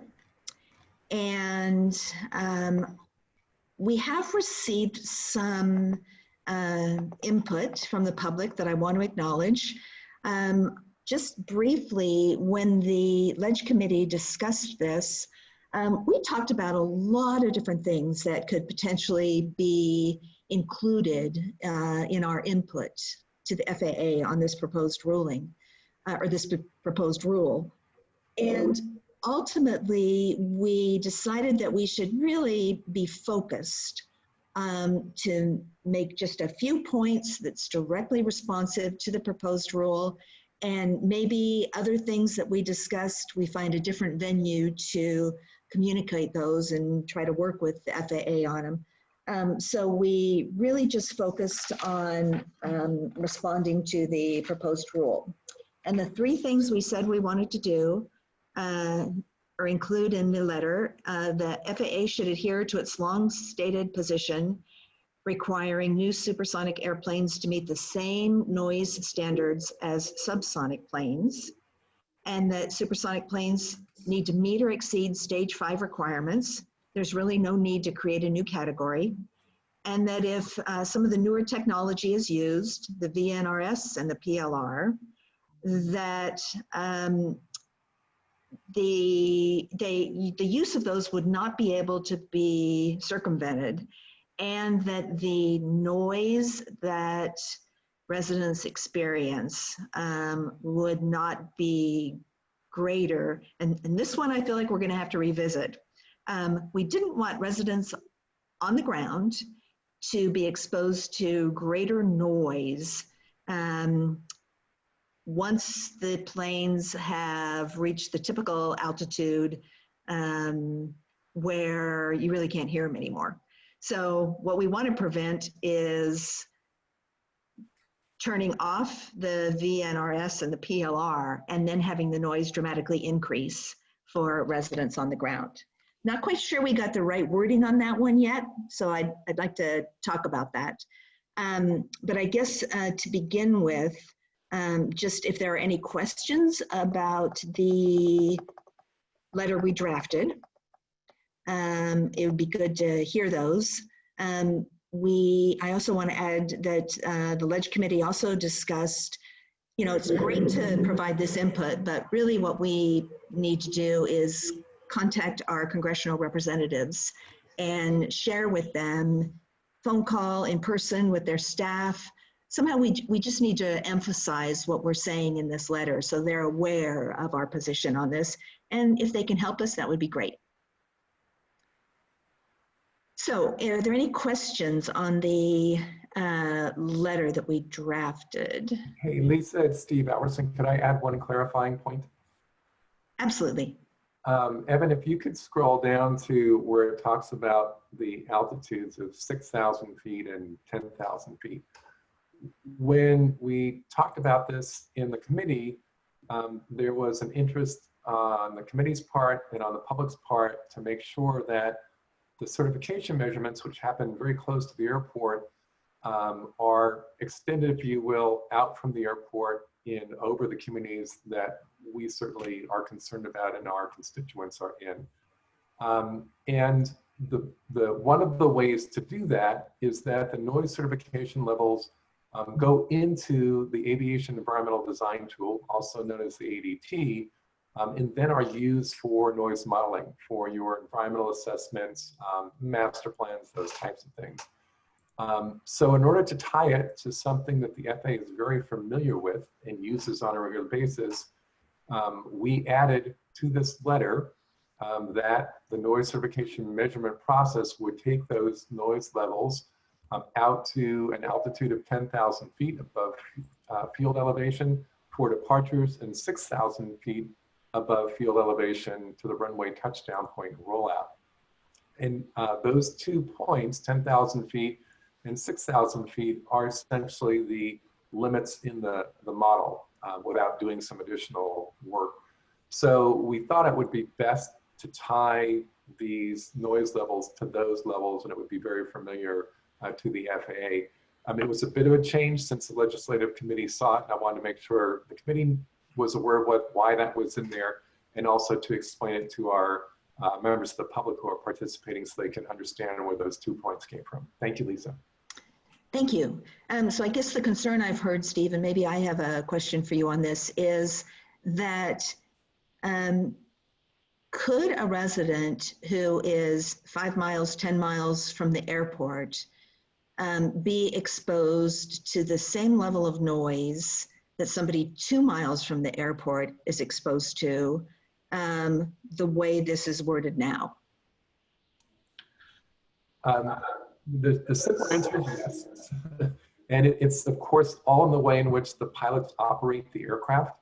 So the one sort of guarantee that we have is if they are required to use this variable noise reduction system in their certifications, and we're asking them to make it a standard part of the operation, then the assumption would be that that would be in place and continue up to 10,000 feet on departure and from 6,000 feet down to the ground on arrival. Once the pilot departs the airport area and they're subject to air traffic control, they are changing throttle settings and flap settings as directed and as vectored as need to. So we have, I would say, sort of relatively little control within the airspace system to demand, if you will, anything more than what we've asked for here. Of course, we could ask whatever we want, but at least what we have here seems reasonably tied to numbers that are a part of the noise certification process and a part of developing the noise levels in the model. But definitely, Lisa, once the pilot is in the air traffic system and being directed to fly where they need to fly, throttle settings will change as needed to get them from point A to point B. Okay, so I guess I do want to see if we can tweak this a little bit here, but I want to give other folks the opportunity to comment or questions from the roundtable members first.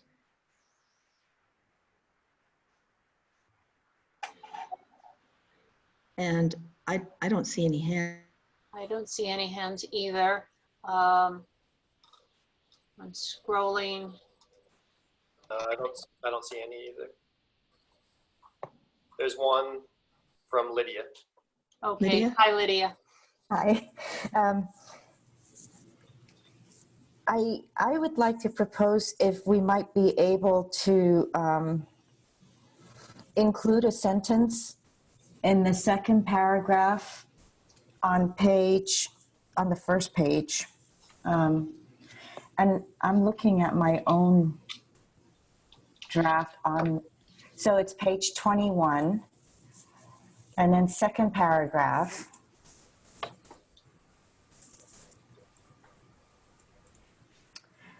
Second sentence on the second line starts with, "This has been the FAA stated policy for several decades." And then it finishes at the fourth line, "At this time." If we might be able to add in a sentence after that line to say, "Furthermore, the proposed noise standards for supersonic do not meet the FAA goal stated in the FAA February 2018 rule that they would not certify supersonic planes or allow them to operate if they didn't meet the standards then applicable to subsonic planes." So Lydia, you had your head down while Evan was attempting to type. Okay. And so he's modifying the letter on the fly here. So if you want to go through that again, Can I? And if it's easier, you can Shall I copy and email paste it? or email it to me and I can paste it in here if that's Okay. So let me work on that while you take other comments then. Yeah, sorry, I was looking more for, did anybody have any questions? And then I was going to open up to public input for their input and then come back with any modifications we might want to make to it. Okay, then I will just type mine. Ignore me right now. So are there any other questions from folks on the roundtable? I'm seeing Glenn shake his head. Lisa, can you see people? If you're not in the video, you're seeing the video, right? I can't see everybody, but I can see some because I have it set up so I can see a lot of stuff. Because the fabulous setup I had went out the window when my internet connection dropped. Yeah. Okay. I am seeing that I saw Darlene Yapley, but it appears her hand has come down. Yeah, I had a question for you, Lydia. Did you, as I proceed to call on these people, did you take into account the input that we got regarding any changes in the letter with what you were, Lydia, with what you were saying today? Lydia's off. I'm sorry.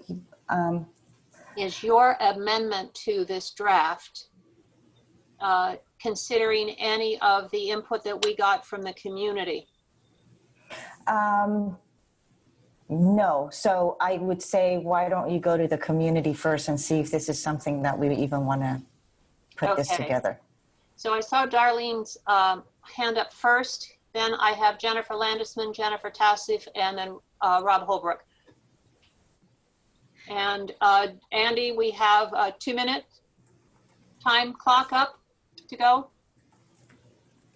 I will stop sharing the screen then. Evan, do you have it, or do you want me to do it? I can do it. I'm going to stop Okay. sharing the letter right now. Thank you.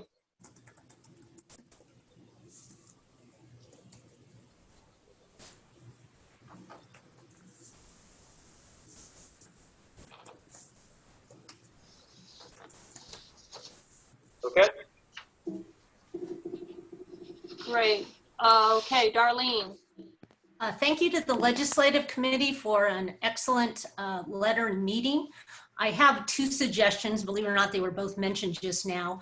One is the letter clearly states the policy of the FAA, but I also think it's good to say that the FAA stated goal has not been met, because I think it's always powerful to use their own language in what they plan to do and they didn't do it. So I think it's what Lydia had mentioned in terms of the FAA's goal.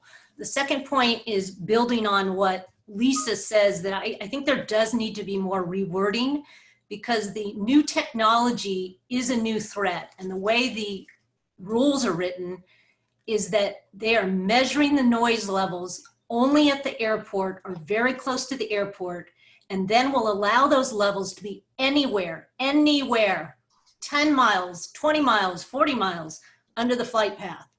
We cannot allow these noise levels on the ground at the airport to become the standard for the noise on the entire flight path. And the difficulty with the AEDT is that it's been proven to only be good at measuring noise around the contour close to the airport.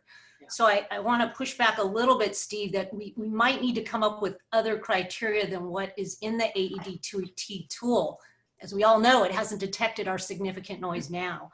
So I would encourage including the stated FAA's goal and not somehow wording this in a way that we're not going to be suffering from the new technology and not using the AEDT standard that really is not good outside of the airport. So if we can word it differently to protect ourselves, that's what I would like to see. Thank you. Thank you, Darlene. Jennifer Landesman. Hi. Hi, can you hear me? Okay. Yes. So it's kind of along the lines of what Darlene mentioned. I just want to point out that under NEPA policy, where there's supposed to be a way to kind of have a degree of safety for people on the ground, FAA uses a threshold that is not consistent with that. They just kind of go into an area which is a very high level of noise and limited to a certain part of near the airport.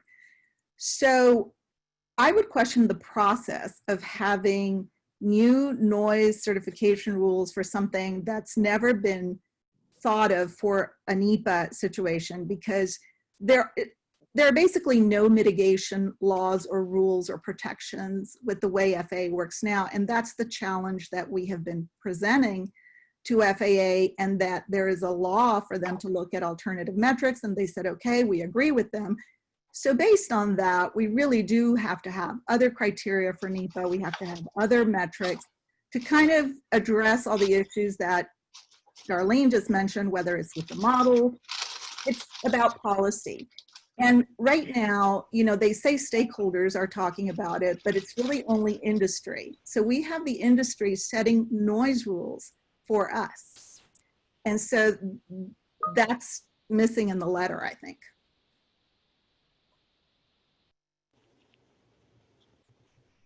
Is that all you wanted to say? Yeah, but that, you know, we're not stakeholders in this, and we're kind of going along just answering to what they say. And we've known that this has worked very well for FAA in the past. And I would hope that we can do a little bit more, because otherwise it's just a free ride for whoever are the manufacturers and so forth. We pay it all. We pay the cost. They have the free. All right, thank you.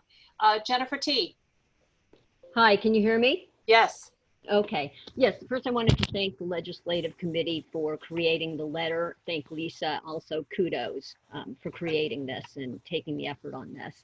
A couple of comments. In the second paragraph, it states about stage 5 noise standards. And that has me a bit worried because technological advances mean it might be currently stage 5, but it can be moving to stage 6, stage 7.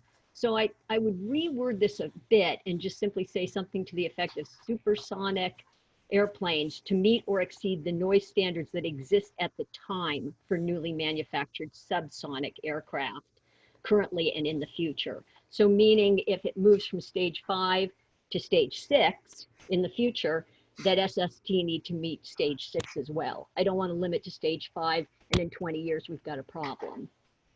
Second thing is exactly what Darlene was saying about the VRNS, variable noise reduction systems, and the PLR systems, and the noise outside of the airport contour.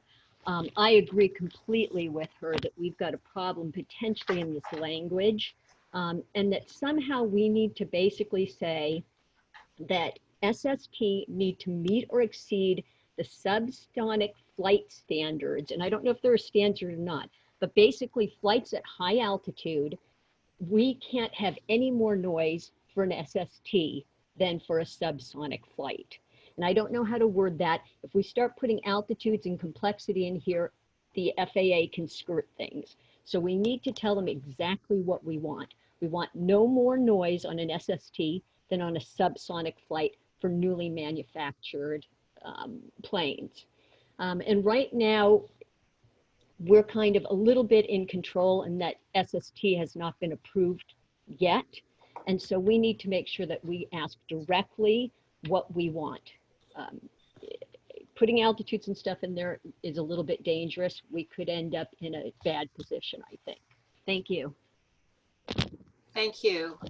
Robert Holbrook. Thank you, and thanks to the Ledge Committee and Mayor Matichak for her work on this. Yesterday, I sent you all a letter with 2 specific suggestions for the response we're discussing. The first would help to prove to the FAA that their own goal for 40 years has been for future supersonic airplanes to meet the noise criteria required of subsonic airplanes.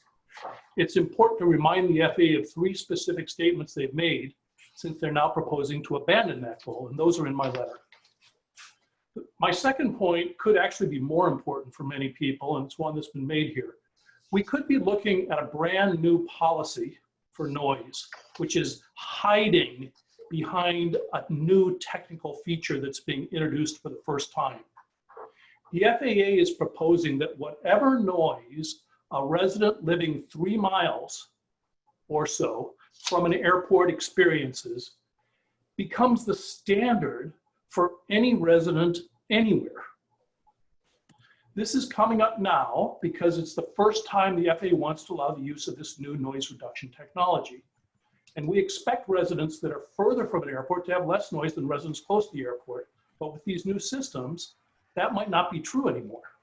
So we need to push back hard on this. I'll try and explain this in a minute with what time I have available, but what I want to say is that I think the technical wording of the paragraph doesn't serve us. In fact, it may be counterproductive. It's hard to get this right. I suggest that rather than work on it with the limited time we have now, that you provide the legislative committee and the chair with authority for the letter to be reworded outside of this meeting and sent by the deadline of July 13th of this year. I guess I can't explain it. I'd be happy to if somebody were to call on me with their time. Thank you. Thank you, Robert. I don't see any other hands. Evan, have you seen any indication of anyone else who wants to speak from the public? No, I have not. Okay, thank you. Then we can take the clock down and close the public comment period. Hello, everybody. I'm coming back on. There we go. All right. Is there any discussion from committee Steve Preminger? That's it. I also would like to have some response from Steve Alverson on because he is our technical expert as to the amendments that are going, but I will ask Steve Preminger first to comment. In early March, I had the pleasure of going to an airplane noise convention with some roundtable members, but more importantly, a number of the people who just spoke. I found them to be eloquent partners and very concerned about this, and from what I could tell, willing to put up their own money to make sure that their points of view were represented. And I really valued that, and I appreciated the discussion we just had. I wanted to make sure, though, that the letter was vetted or got Steve's input was considered in the letter. I'm not an expert at this, and his help on everything we've been doing is really important. So in addition to the public input, I agree with you, Mary-Lynne, that I think that's going to be an important point to learn. Thank you. Steve Alberson, I'm going to look to you now for any response to what we've heard from the public and from our committee members as to the best way to proceed with this. You bet, Mary-Lynne. Thank you, and thanks for everyone's input. Sort of on the last point first that Robert Holbrook mentioned, while the direction could be to refer this back to the legislative committee to revise it, it would need to come back to the full roundtable for approval before it's sent out by the legislative committee based on the way that our current work plan is written up. And not that that's an impossibility between now and the July 13th deadline, but just wanted to point that out. I think all the points that were raised are really well taken. And I agree that this is a unique situation where it may be the first time where aircraft make more noise after they've left the airport area due to these variable noise reduction systems than closer into the airport. The question is, how do we structure the letter to make sure that there's some teeth in it the FAA can grab onto? The 6,000 and 10,000 foot was an attempt at that. That could certainly be changed to something like one of the public commenters said these levels would need to be maintained for some distance away from the airport. It could be in miles, it could be in altitude, but the direction would need to be clear in that the variable noise reduction system could not be turned off until the aircraft reached a certain distance. All of that keeping in mind that when the aircraft is being flown in the airspace, the pilots will do what they need to do in order to maintain the safe operation of the plane, which could entail changing the settings on the airplane. I'm open to certainly some of the amendments that I've heard. I've certainly read the Darlene's and Robert Holbrook's letters that came in yesterday to emphasize the historical nature of that, and certainly would be open to adding that as well. Given where we are in terms of the time of the meeting, we could spend the rest of the meeting sort of rewriting it in place, or perhaps refer it back to legislative committee and then have it come back. And it certainly, it would be, I can see Lisa she has her hand up. And also, we definitely want to hear from Lisa what she would like to do since she's the committee chair. Thanks. If I could, I appreciate all of the comments and the input we've gotten. And maybe if I can suggest a path forward, which is, I can do a quick summary of the input we've received and how that would modify the letter.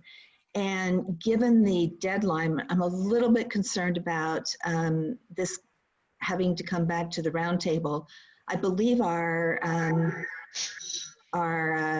documents, the bylaws and the MOU and the work plan and all those things say that the full roundtable has to approve the action.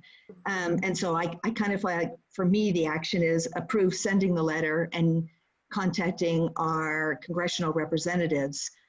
And I would say I'm happy to work with Steve on making the modifications, run it by the chair of the roundtable, just to make sure we've captured everything and then send it in.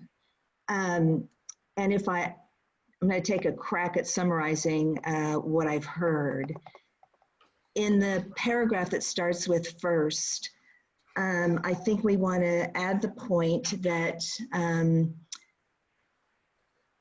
ending position, and there are additional citations that we can include to sort of support that point, and those came from Mr. Holbrook, that the supersonic planes need to keep in step with the changes to the requirements of subsonic planes, to Jennifer T's point. And Lydia, is there a way to summarize what you were saying? Like, can you say what the gist of that was rather than the exact wording? I can actually pull it up on the screen. Lydia sent me the exact text, if that's helpful. Sure, but Lydia, could you also just say briefly what the point is of it? Basically, the point is not allowing standard to be for the entire flight path.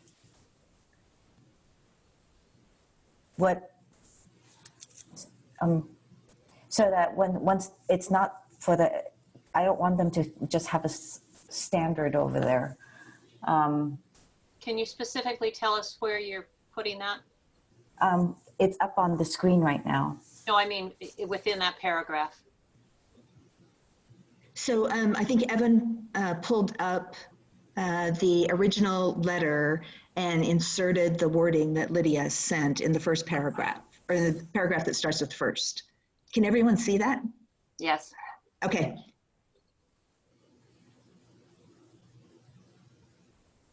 I have a question.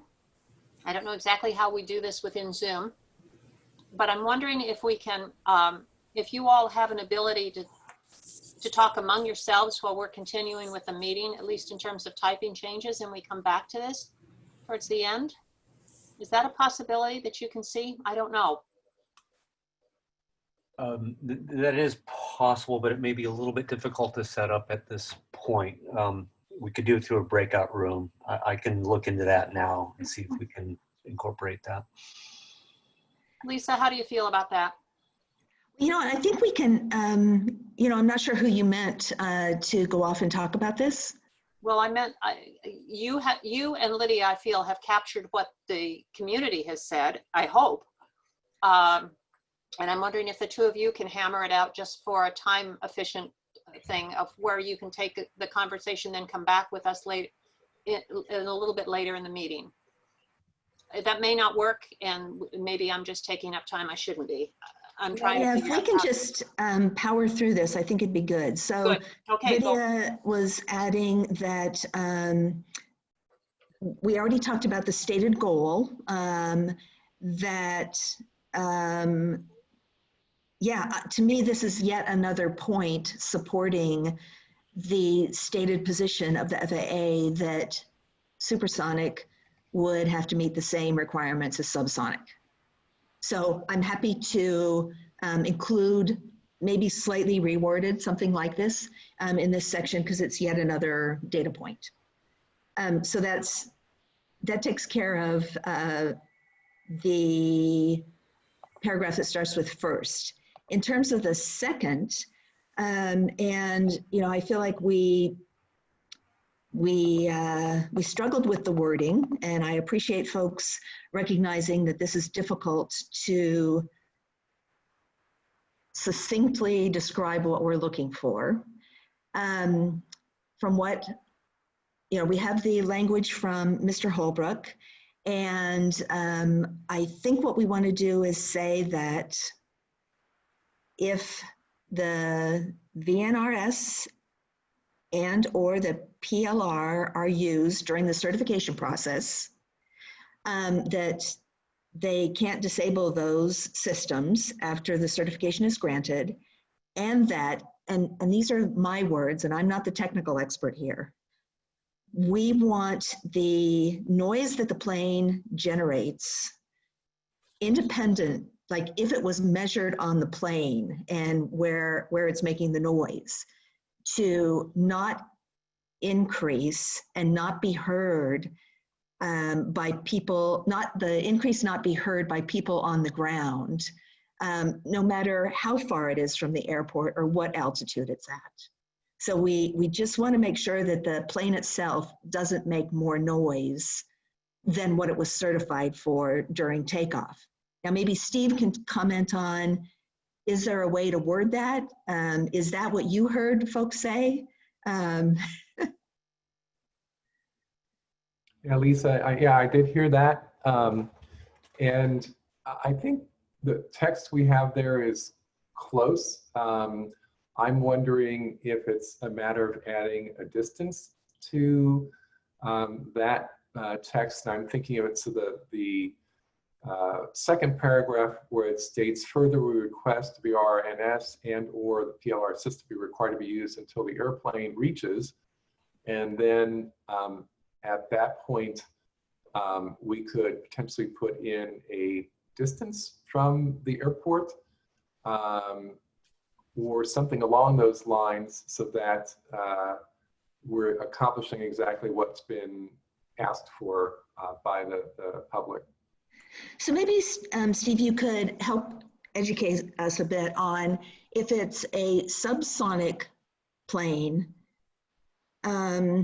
does noise increase after the point where the noise certification measurement is taken, or does it decrease, or is this a problem with subsonic as well as supersonic? Yes, there is no limitation on subsonic aircraft in terms of their engine settings and the way the aircraft is operated once it gets into the main airspace system. The idea of noise certification is to create an aircraft on landing and arrival in a group of aircraft that it meets a certain category of quiet based on the number of engines, based on the weight of the aircraft, and every subsequent aircraft after that meets that same limit. But in terms of practical operations, and I think maybe Jennifer T mentioned it, there are no subsonic standards for aircraft beyond the noise certification standards. Once they leave the airport and they're doing what they're doing, they're doing that. So we don't have anything to hang our hat on to say that we want it to happen the same way with subsonic aircraft, because there's no, other than the noise certification process, no process of which the FAA holds aircraft to certain noise levels once they've departed the airport area. Okay, so I was trying to figure out how to modify this paragraph. And is there an issue saying that, I'm not sure I can tweak this paragraph, but is it reasonable to say what I said earlier? The plane cannot make any more noise than what it made at the point it was certified until it reaches maybe an altitude of 15,000 feet. So that would mean, and I don't know how 15,000 feet, but uh-oh, it says my internet connection is unstable. Am I still? No, we can hear you. Okay, phew. Is there a way of saying, not necessarily the noise measured on the ground, but the noise the plane makes? Yeah, and unfortunately, they don't take noise measurements on the planes. In terms of noise certification, those measurements are taken on the ground. And there are specific ways the throttles need to be set, the way the aircraft weighs, the way it's operated. They do it to a standard day temperature. But unfortunately, there's no sort of microphones on the aircraft to say what the noise level is as it's making it during noise certification. That doesn't mean we can't ask for it, but it would be a certainly different approach to this. And I'm just wondering, one of the committee asked to keep it as simple as possible. And I'm just wondering if something along the lines of that the airplane heard, the noise from the airplanes heard by residents on the ground is no greater than the certified noise level measured at the same locations, the noise certification process, and then up to some altitude or some distance away from the airport. I guess that's the way it was written initially. I think it said up to 15,000 feet. Yeah, so I think the concern that I've heard from our residents is that might mean that people who live 10 miles away, who currently do not experience as much noise as residents who are closer to the airport might now hear an increase in noise. Correct. And I'm not sure that's fair or what we would want. Right. Well, hopefully on departure, the aircraft is climbing and getting higher. As it leaves the area on arrival, of course, it's further out, it's higher as well, but that doesn't mean that there wouldn't be hold downs due to air traffic situations or requirements to speed up or slow down or configure the aircraft in a way that would make it noisier, which we certainly have seen over the Monterey area. So did you have a chance to read the suggested wording from Mr. Holbrook? I did. And I'm wondering about your reaction to that. Is that something we could work with or just use? Or what would be the issues with that wording? I'm going back to it right now.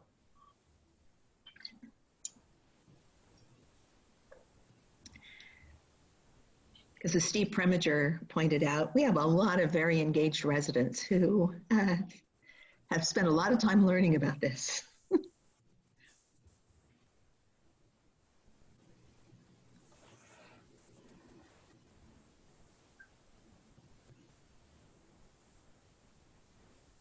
Yeah, and pardon while I'm rereading this again. Do you want me to go to comments from other Yeah, members? I believe what we're seeing here, there's not specifically a rewrite of the language, but it says whatever level of takeoff noise of residents under the flight path at a reference point 2 miles to 3 miles exposed to defined acceptable noise levels. To be clear, we're talking about sound energy.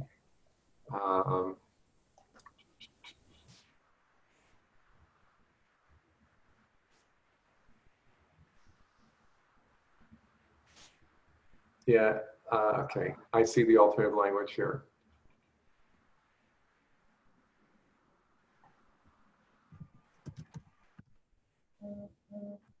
Yeah, I don't have a problem with that. Do you think it accomplishes what we want to accomplish? Yeah. Okay. I mean, certainly to a height of 15,000 feet.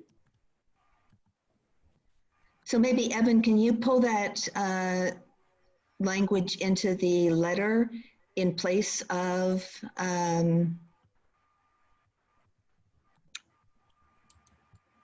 starting with further? Okay. Yes, it might take a second to get through. Sure. Juggling a few things right now. Sure. So while Evan's doing that, should we go to comments from roundtable members? Mary-Lynne? Can I ask a quick question of Steve? Sure. Steve, is Class A still at 16,000? That's a good question. Does it make sense potentially to use Class A specification here? Yeah, let me check quickly.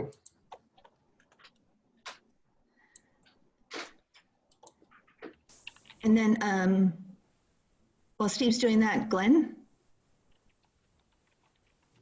Okay, thank you. So I have some comments here, and there's going to go a little bit around the board, and I have no specific language changes to make in the letter, but I have comments to make. First off, what we're showing right now is why things are so expensive and why it costs so much for this committee to operate. I believe it is an issue that the full committee is going to need to approve the text that goes in this letter.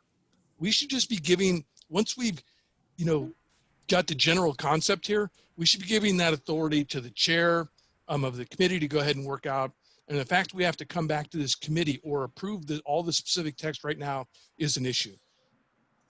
I think we are trying to put too many specifics into this letter. And specifically, we're talking about trying to put in this noise monitoring measurements about stuff that the FAA doesn't do today. We're expanding the scope of what we're trying to address here.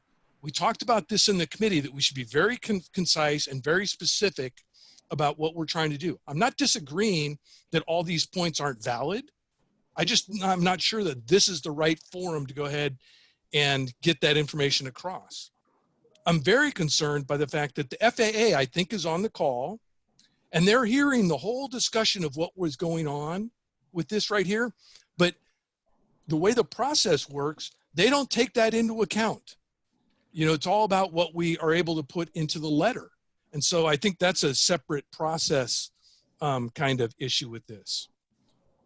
I think we're missing also where our real advocacy needs to be, which is with our congressional representatives, and how we're going to be able to go ahead and get our passionate issue about all of this into directly the ears of our congressional leaders so that they can make decisions about this and how it gets through their staff and to those people. And as we're trying to get all these very specific issues and points into this letter about why the FAA should not be letting more noise come out of a supersonic aircraft when it takes off and lands, we should not forget the fact it was Congress that told the FAA to do this.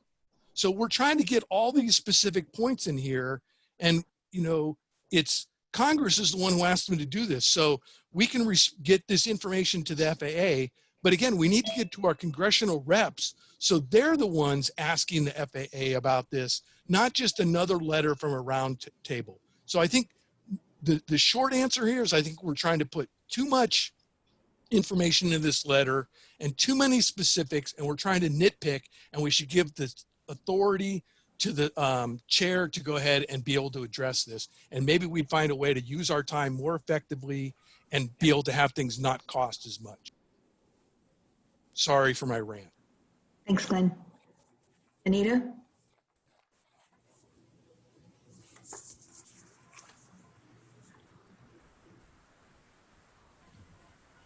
Sorry, I had my hand raised for the earlier comment. I agree with what Glenn just said, that we've got to find a way to let the chair of the roundtable, the chair of the committee, go off and approve this and get it done. I don't understand in terms of our operating procedures why we have to do this, refine this when we've agreed on the concept.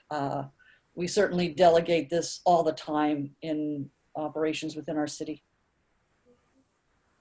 If I may, I would like to have Shantine speak to the legal aspects, and I'm sorry, my dog is barking. Shantine, if you're available to speak to how we review this and act as a roundtable, as a voting for a whole. I'll be right back. Sure, absolutely. And this kind of segues a little bit into what I'll talk about in the next section, but speaking specifically about this issue, the roundtable is the parent body, and there's no directives or laws regarding how the roundtable wants to manage its standing committees. It's really up to the roundtable to determine whether or not they would permit the standing committee to have the authority to do something like draft the letter and then issue the letter without, full roundtable review. So that's something that can be done. When I'm looking at the bylaws, and I've looked at the bylaws as well as the work plans, there's no specifications in there with respect to how this currently has to be done. The delegation of authority applies to the standing committee in pretty broad sense, and that's normal. So if the standing committee at this point wants to have that authority so that they can do something like draft a letter, issue it, and call that within their authority, that can be done, I would recommend that it goes to the roundtable for such a discussion, and then the roundtable can say that this is how we are interpreting that particular clause. Otherwise, the particular clauses that I've looked at don't speak specifically to how that action should be managed. So if it's the will of the majority here and that's how it wants to be handled, there's nothing restricting the standing committee from having that authority going forward. So what Glenn has suggested that we do is within our authority as a roundtable at this point. We could in fact delegate to the chair of the committee as representative of the committee and the chair of the roundtable to go off and finalize the text. But I would say that with for this issue, yes, if you want to have a broader discussion about what the standing committees, okay, I see you shaking your head, Anita. I'm not talking about general speaking, I'm talking about this incident case for right now. Yeah, I mean, that would be something that they could do if that falls under the agenda. I think that falls within what's been agendized at this point, and it would be up for the roundtable to take an action like that right now. So then my question to the committee would be, do you want to keep slogging through this? Or Lisa, do you and the rest of the committee members, would you like to have a motion to authorize Lisa and Mary-Lynne to go finalize this with Steve's advice? So as long as everyone is comfortable with the items I've summarized as either being included or tweaked, then I'm very comfortable working with Steve and Mary-Lynne. And to me, the action that the roundtable would be approving is for us to finalize this, to send it, and to also, to Glenn's point, as I said earlier, also for us to contact our congressional representatives, meet with them, talk with them about this, because they need to know our concerns and help us address this issue. Okay. If I'm getting all kinds of hand raising. Ed, and then Liang, and then Steve. Preminger.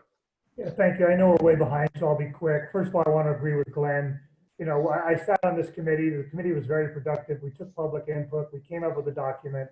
I think that it's great that we should do things like this, come back. If anything, what we would do is I could see where it could come back on a consent agenda to just be adopted at the next meeting, something like that. We don't necessarily have to, I know Anita's shaking her head because she's afraid that item is going to get pulled on the consent agenda. But I was listening to what Shantine was offering. I think we have enough legal grounds to guide ourselves in our own direction. And to Glenn's main point is, that's why a lot of these meetings, we get 2 hours into them and we're on item number 2 or 3 and we have 8 items. So something like this will really help us get back on mainstream. I think it's a great idea. Thank you. Thank you. Shantine, I see you raised your hand.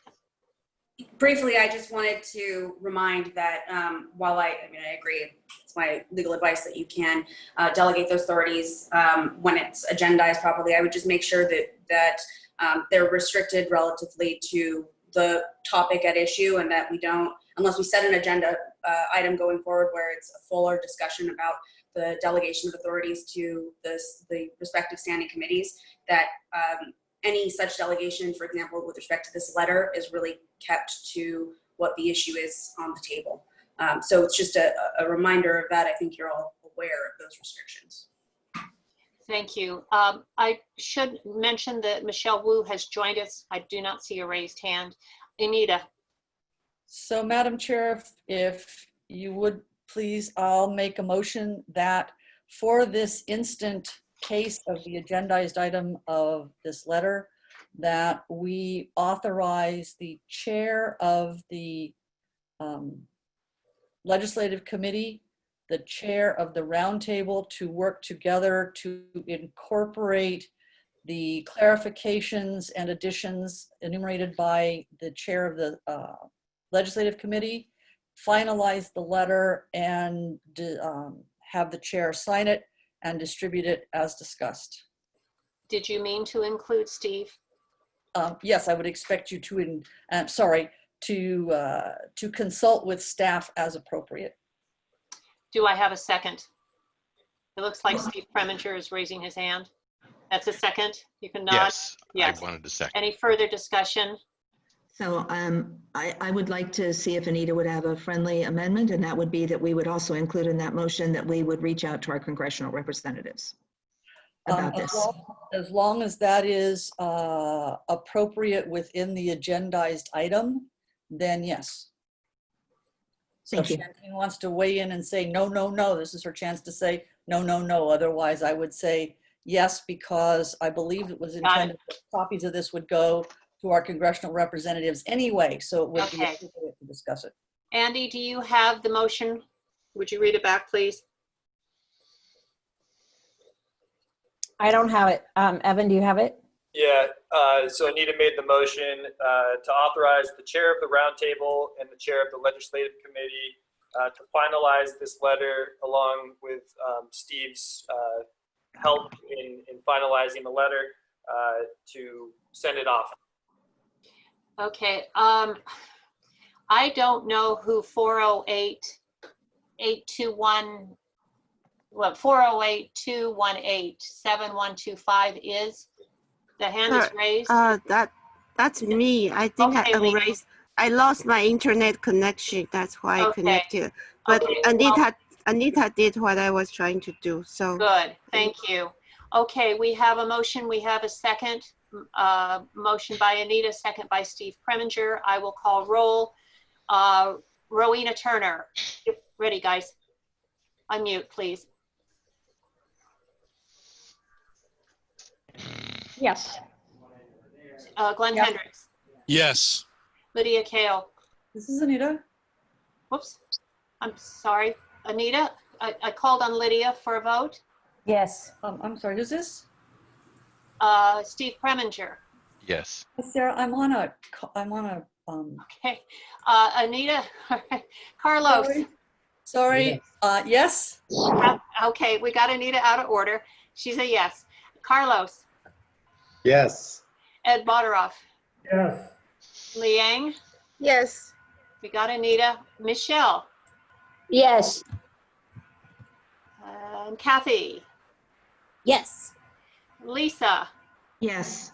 Okay, and Liang, you're appearing twice, and I'm a yes. Thank you very much. And just to note, Cynthia had to drop off a little bit early. Thank you, Evan.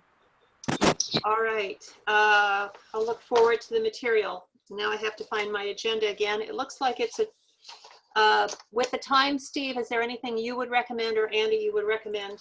Because I need to verify we do have a hard stop at 4. Steve, you're muted. Yeah. Gotta get used to that. The next topic was quite a bit on this subject that we just covered. In short, it's sort of what is the authority of the standing committees? What do they have to bring back to the full roundtable? Shantine provided some point of clarification regarding this specific issue. And the broader issue is, do we need to set up more of a process for this to occur than we have now? Right now, in terms of my reading, it's fairly clear what the work plan says and how it should work. But we certainly got the sense and took the pulse of the roundtable that they want a little bit more flexibility, more freedom. And so that was the idea of this next item. If in fact the only legislative committee meeting we expect to occur before our next committee meeting is the one that's just been authorized, we could certainly table this to a future meeting and cover it then, so that we can recoup some of our time. But since I'm sharing this item with Shantine, I also would turn the floor over to you, Shantine, and see if there's anything that you wanted to add to this item. Thanks so much, Steve. I am, quite literally at the mercy of the roundtable. So it's really up to you all if this is something that we want to table for now. I think that we kind of hit the nail on the head with the prior discussion with respect to some ways of being flexible sort of on the spot and on the fly if there's an issue that comes up with something that the standing committee has been working on or intends to do, and they feel that they need to bring that to the roundtable. If ultimately the roundtable determines that the delegation of authority they want to give with respect to whatever that item is includes the either the legislative or technical committees going off on their own and handling that, that is something that the roundtable absolutely can do. So I really leave it to you all for a larger discussion. It's not a particularly long one. I think you're all sophisticated enough to, you understand exactly what's going on here. But Steve, if you want to comment on it, I'm happy to go over it, and it will be fairly short, I think. Shantine, as chair, I'd like you to go ahead and proceed. Absolutely. Okay. Thank you so much. Thank you so much, Chair. So obviously, when we're discussing standing committees in this particular context, we are talking about standing committees subject to the Brown Act. There are other types of standing committees that would not be so, but since the larger parent body, the roundtable, is subject to the Brown Act, the standing committees, which obviously consist of less than a quorum of the roundtable, are authorized by the bylaws and any other documents taken by formal action of the roundtable to do whatever delegated authority that they have. So standing committees are there to exercise that delegated authority. What that means is ultimately the roundtable is the body that determines what that authority is. And so if there are questions about the interpretation of certain clauses in either the bylaws or the work plans or the strategic plan, my recommendation is always to return to the roundtable for the roundtable to discuss what the intended interpretation is. For much of it, I think it is fairly clear. I think that the bylaws are, for me, about as thorough as I see them, which is they say that the standing committees essentially exist at the pleasure of the roundtable. But I do want to point out, because this is coming up today, that the roundtable really has the authority to define what that means and what those authorities are. And if the roundtable wanted to take a position such as anytime a legislative committee or technical committee wants to submit a letter, that can be done at the subcommittee meeting as opposed to at the roundtable committee meeting. The roundtable can make such a determination if they feel that that's appropriate. They could also do it on a line-by-line basis. So that's really the overarching point here. I am preparing a Brown Act primer for all of you to have, and I think it'll be fairly comprehensive and address maybe some of the fringe issues and also a lot of the more common issues with the Brown Act. So hopefully that'll be very helpful. But with respect to moving along meetings, if that comes up and you guys want to reserve the action or whatever it is to the standing committee, it is within your authority to make a motion and do that at that time, or agendize the issue for a larger discussion about what the standing committee authorities are, and there can be a deliberation at that point to really hammer down if there's any multiple reasonable interpretations about how one of the committees can act or what they require, or if there needs to be more process. So in terms of should the chair of the technical or the legislative subcommittees decide that there is a piece of legislation that may, I'm trying to figure it out so it goes to both Anita and that they see have come across their screen and they want to pull their subcommittee together, can they do that without the approval of the chair by exception, or without the approval of the roundtable? Can they work on their own? I would say that the strict wording of the bylaw currently says at the direction of the roundtable with respect to what should be considered or not. Again, that can be amended, but when I read general principles of contract law, when we look at a clause, we look at what the context is. And the context for what I've read, at least in the work plans with respect to those committees, is that that should be at the direction of the roundtable. What that can mean is that you have a meeting with the roundtable and there's a question about whether or not they can address that at the next meeting. And that can simply be a matter of, I think can be handled fairly quickly amongst you all. And then you can delegate that authority back down to the legislative committee. But as I read it right now, and to err on the side of what the contract says, I think it says that it needs to be at the direction of the roundtable. As I said, though, if that's something that the roundtable no longer wants to have as part of their bylaws, if they would want to give the authority to the legislative committee to sort of sua sponte, so on their own, bring up an issue, that can also be part of an amendment to the work plan or to the bylaws that the entire roundtable considers and then takes action on. So when the subcommittee met, the legislative subcommittee met, there was an item, I believe, that Lisa included, that adding potential legislation as it comes down the road. Sometimes that takes a short period of time. It has a short period of time in which to respond. If we as a roundtable said, go ahead, legislative subcommittee, we could do that and say, yes, explore these pieces of legislation. But once we've done that, does their response need to come back to the roundtable? I would think yes. I mean, the way that I read it suggests that the recommendations must come back to the roundtable for review. The language I have here specifically is for review and action, yes, has to go back to the roundtable. So in my opinion, yes. But again, you could authorize greater flexibility if the roundtable so determined. I don't think that flexibility is currently in the bylaws as they stand, but that doesn't, or the work plan necessarily. But I think that the roundtable could certainly create that level of flexibility if they so chose down the line. And given what's on the agenda today, is it something that we would look at today or look at in the future?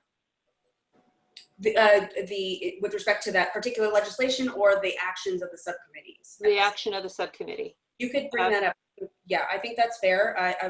What's been agendized is the process and structure, and I think that is fair with respect to making a determination at this point from the roundtable about what that process and structure would include. So I think that is absolutely fair game with respect to this.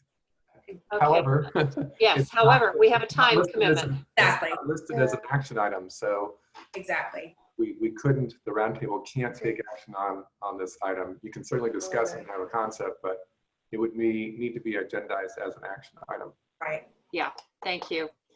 Okay. Okay, Mary-Lynne, can I add yes. one other thing?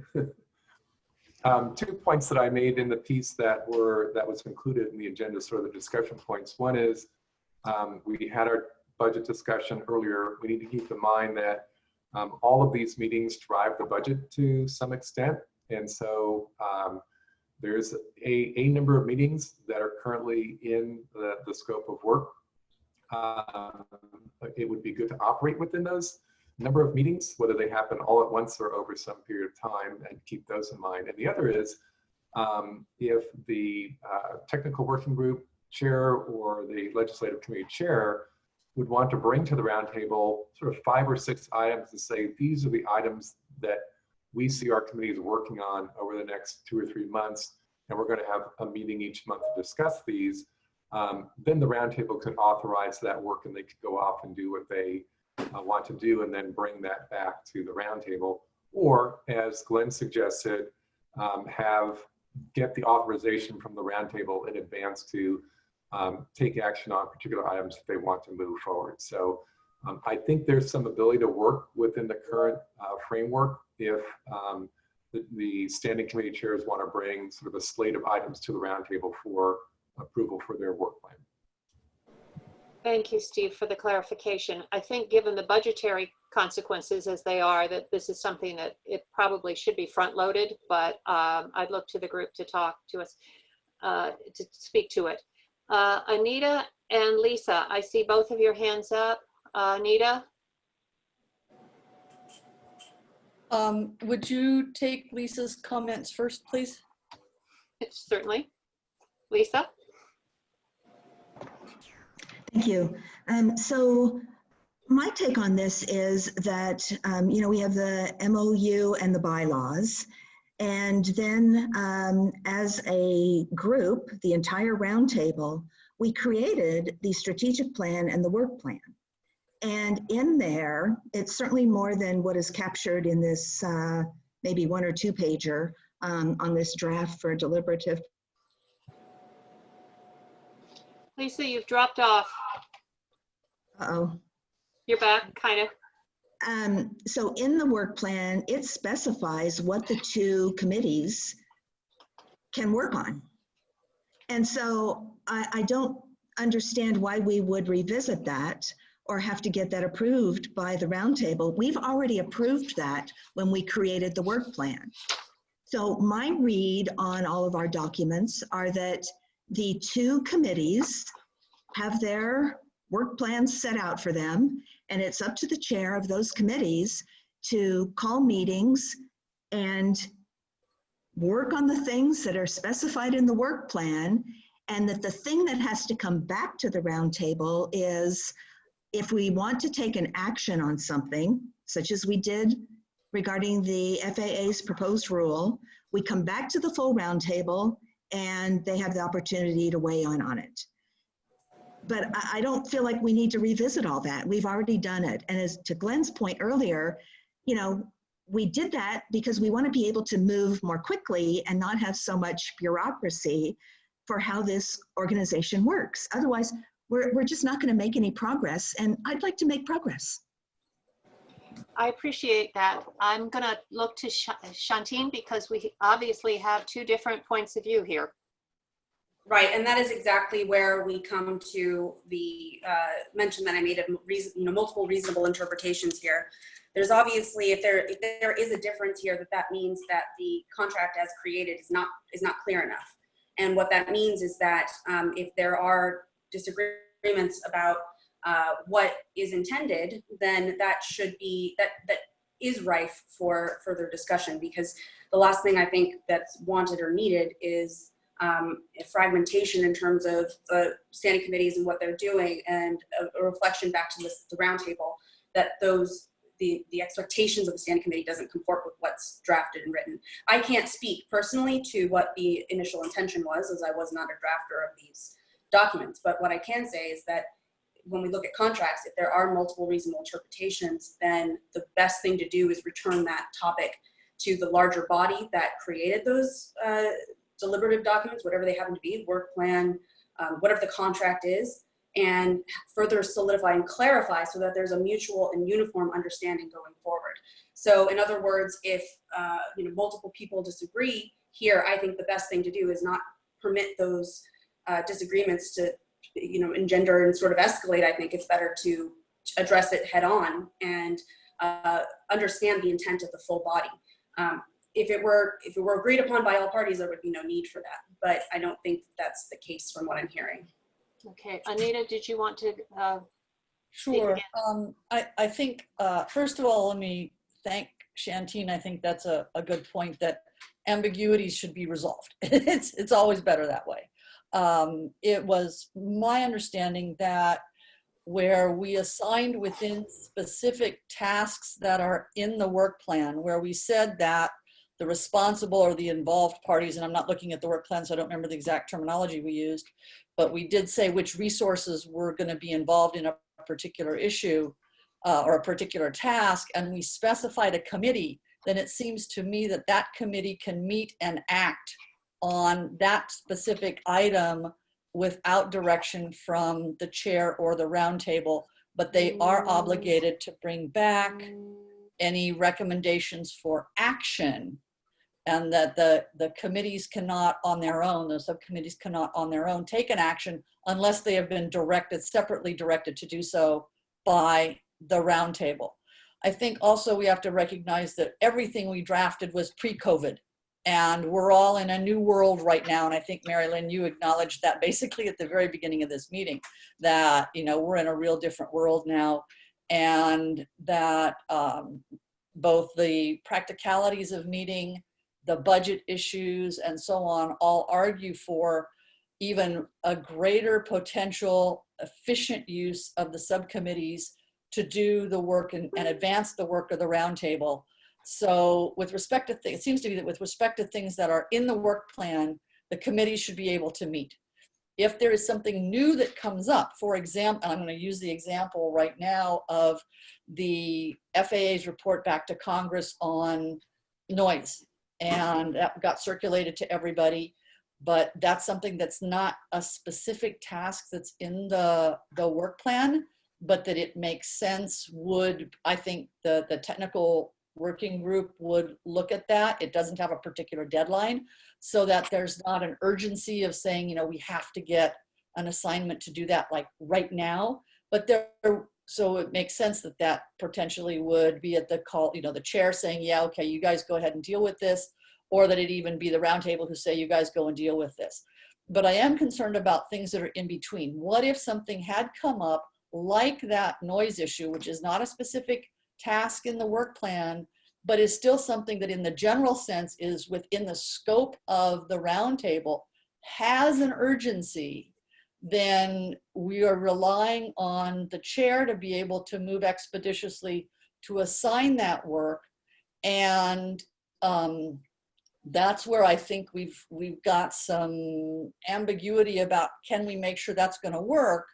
And if I send a note to Mary-Lynne and say, hey, I'm aware of X, it's not a work plan item, I think it's something we ought to take, and I don't hear back, just as a for example, then I can't move. And I think that's the problem, that those are the kind of the in-between things that we ought to clarify. But I do agree with Lisa that if it is an item that is in the work plan, a specific task in the work plan, where it's mentioned that that specific subcommittee is supposed to work on that thing, then it seems to me that the chair of that subcommittee can call a meeting and deal with something that's so mentioned. Thank you for your point of view. Shantine, as it stands today, however, with this item, which is a non-action item, we are in a situation where, would you finish the sentence for me, please? Okay, well, we're in a situation where I think you can still, let me just start off by saying this. This is a pretty broad discussion, and it was intended to be a broader discussion. So with respect to, if there's very, specific issues that either the standing committees feel like they're not able to address, then I still think that that's better reserved for a different time. With respect to this discussion, I think my role here was to introduce the idea that the best thing to do when there are ambiguities is return to the roundtable and have it clarified, as opposed to creating fragmentary understandings of the issues as they exist.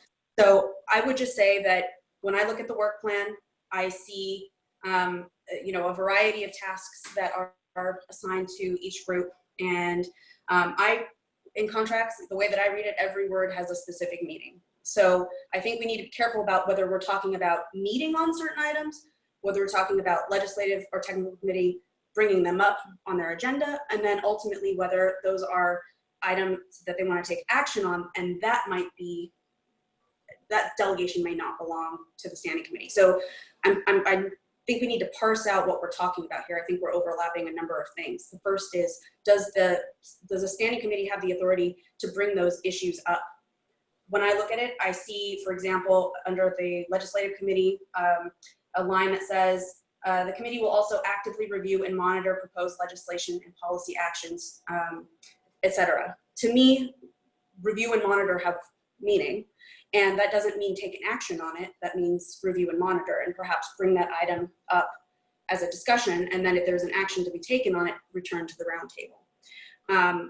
If there's an issue where, as Anita was saying, maybe there's something that's very urgent that needs to be acted upon, the roundtable can delegate that authority back down to the standing committees. I don't see anything in the bylaws currently as they stand that says when a urgent matter arises under the jurisdiction of a standing committee and there's no other way to broach it other than the standing committee to meet and broach it, then that is permissible. I don't read that into the contract, but that could still be the intent of the roundtable. If people disagree about that, though, what needs to happen is for it to come back to the roundtable, for there to be a discussion about the limitations on the standing committee's power to do things sua sponte, like take an action on an urgent matter. So when it is an urgent matter, though, we have the ability of the chair by exception to assign it to that, which I did with the SST. Right. And so it was actually brought to me by our technical ESA, and I don't believe there was any time lost in that. So we do have an ability to still remain nimble. Again, I'm looking at 20 minutes left. I am going to need direction from our committee members as to whether we want to accept what we have heard today, perhaps make a motion to revisit this in the future, meaning all of this has to go on another agenda to be determined. And also I'd like to hear how we want to do with discussion of work plan priorities and recognizing that we have public input. We have not gotten public input on this. I've got 20 minutes. What is your pleasure, people? Agendize it for the next meeting so that we can bring forward a proposal for how to deal with the ambiguities. Do I have a second? Second. Anita, seconded by Rowena. I have got to go to public. Oh boy.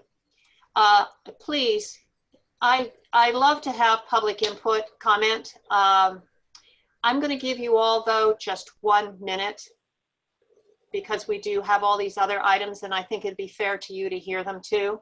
Robert Holbrook, 1 minute, please, if we could get the clock up.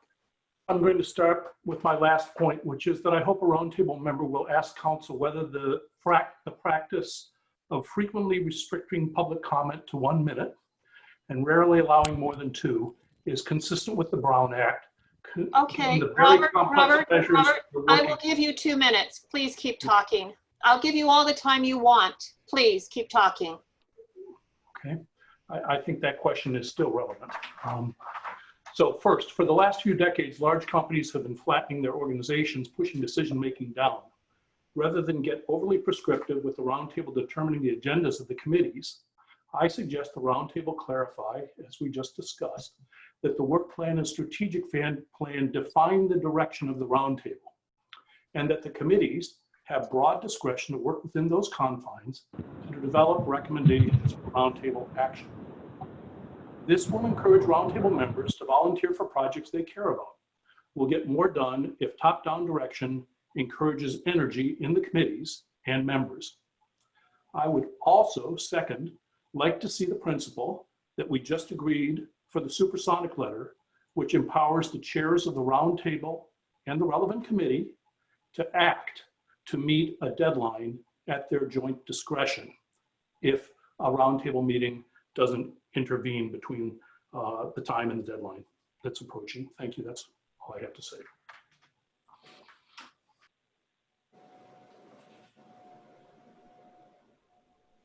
Jennifer Landesman. I think, you know, having been at this now for 6 years at 2 minutes at a time, I think a lot of the issues arise from not having a common understanding and a common knowledge base, for example, on NEPA and all sorts of things that you had said on your work plan that you're going to work on. So that's why we have to kind of keep going back and forth on something like SST, which kind of brought a lot of issues. It teed up like everything. So it's not that the public comment wants to interfere in your, you know, wanting to add up costs and taking away your time or anything like that. It's that we really want to be able to say that we have a common understanding of things.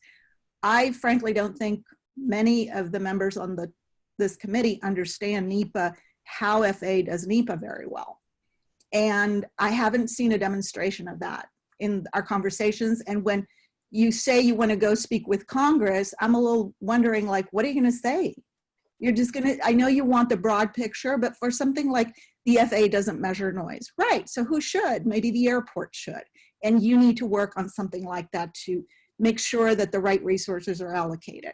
So, you know, however this works out, I trust you in terms of direction and everything, but I just, I agree with Robert's first question, and just to let you know that we do wait for hours and hours, years and years, and those 2 minutes at a time is all we have. Thank you.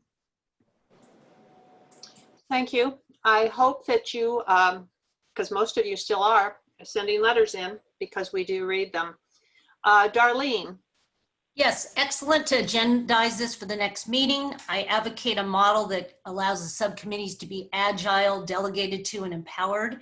And the last thing I would say is there's a difference of interpretation right now. So that's why you're going to agendize it. But what happens between now and that discussion? Does that mean no subcommittees can meet, or can we agree that if the subcommittees follow exactly what's in the work plan, they can at least have a meeting?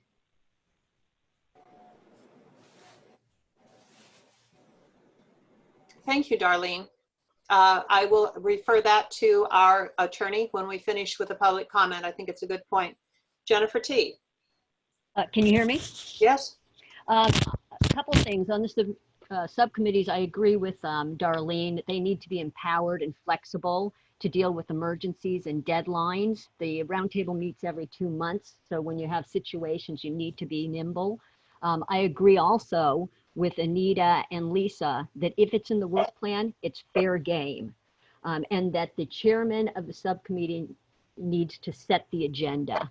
If there's something new, they need the ability to work on it. So you might be able to put something on the agenda, kind of like an IFP General Gateway agenda item, where you can deal with emergencies and still meet the Brown Act, for example, where it's just very general.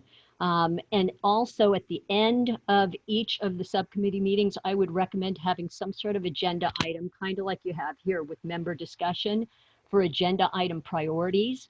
So that at that point, again, under the Brown Act, you're discussing, the members are discussing priorities that can then go back to the roundtable if applicable and don't have deadlines.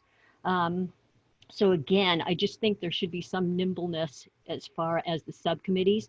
The other suggestion that I might have is SFO Roundtable has a technical working group. We might want to go back to them and just kind of see how they're working it. Not that I'm saying that we want to do it that way, but they may have a model that we might want to look at. Thank you.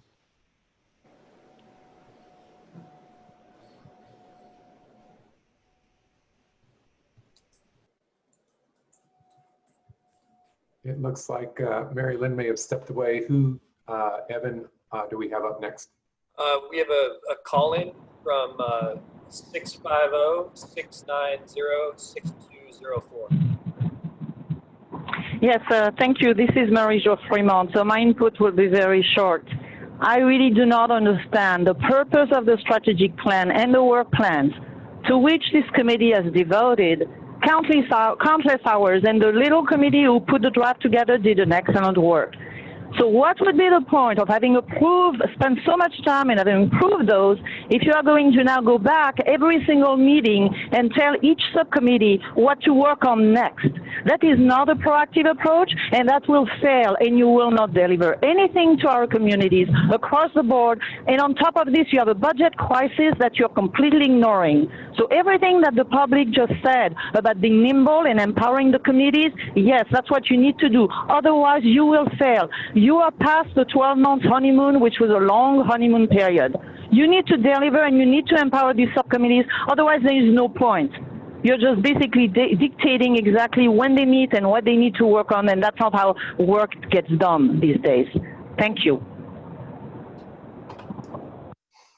Thank you. I don't see anyone else with hands raised. I'm moving back to a panelist. I see Liang. Mute. Hello. Hi. So I feel like we are making an issue out of a non-issue. I think it's common for standing committee to not have a defined way of operating. Different standing committee might operate different ways. For example, one committee might have the authority to write the letter if the position were defined by the roundtable first. Another committee might have authority to even propose the work they want to work on and bring it to the roundtable. For example, our city have legislative committee too. We define legislative platform on issues we are watching, issues we support, issues we oppose. Then the mayor will be authorized to write a letter based on the approved position. And when it's a monitored position, then the letter will be brought back to the council to decide on. So that's something that could be considered for different standing committee. And maybe legislative committee can operate one way, a technical committee could operate another way.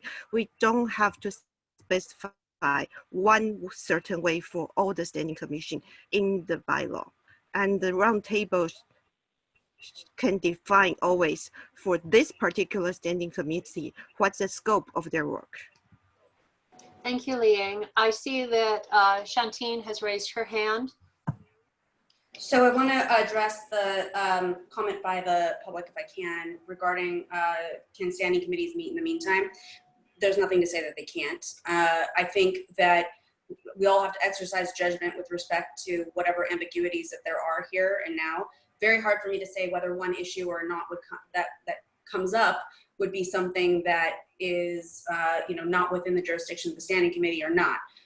But I think, again, that has to be done with discretion. And of course, I am available as counsel if that's something that, someone would want to ask me. I can look into it at any point.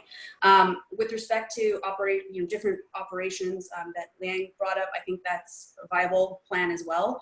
There's nothing to say that standing committees can't have that, but it would have to be drafted, something in writing that would define how those committees are going to operate differently. And then the final thing I want to say is I understand the public's comment regarding flexibility. I don't think anybody's suggesting that there can't be flexibility, and I think it would be economical to define that. But what I was brought here to talk about was the fact that there is ambiguity. So if there is ambiguity, that needs to be addressed. And I think that doesn't mean that we should say, well, there's ambiguity, so one side should prevail over the other. And ultimately, the roundtable is the governing body that's going to determine what that ambiguity means. So it doesn't have to be piecemeal. It doesn't have to be item by item. It can be whatever the roundtable determines is the level of flexibility that they want to interpret. But as I read it right now, I think that there are clearly disagreements with respect to what the standing committee is permitted to do. So what I'm here to suggest is that that is at least worked out by the parent body, by the roundtable, so that you guys can work efficiently and operationally go forward and not have to worry about it every single time. Thank you, Shantine. Steve, I have one question for you that was brought up by one of the speakers, and that was being nimble with the IFP gateway. Yes.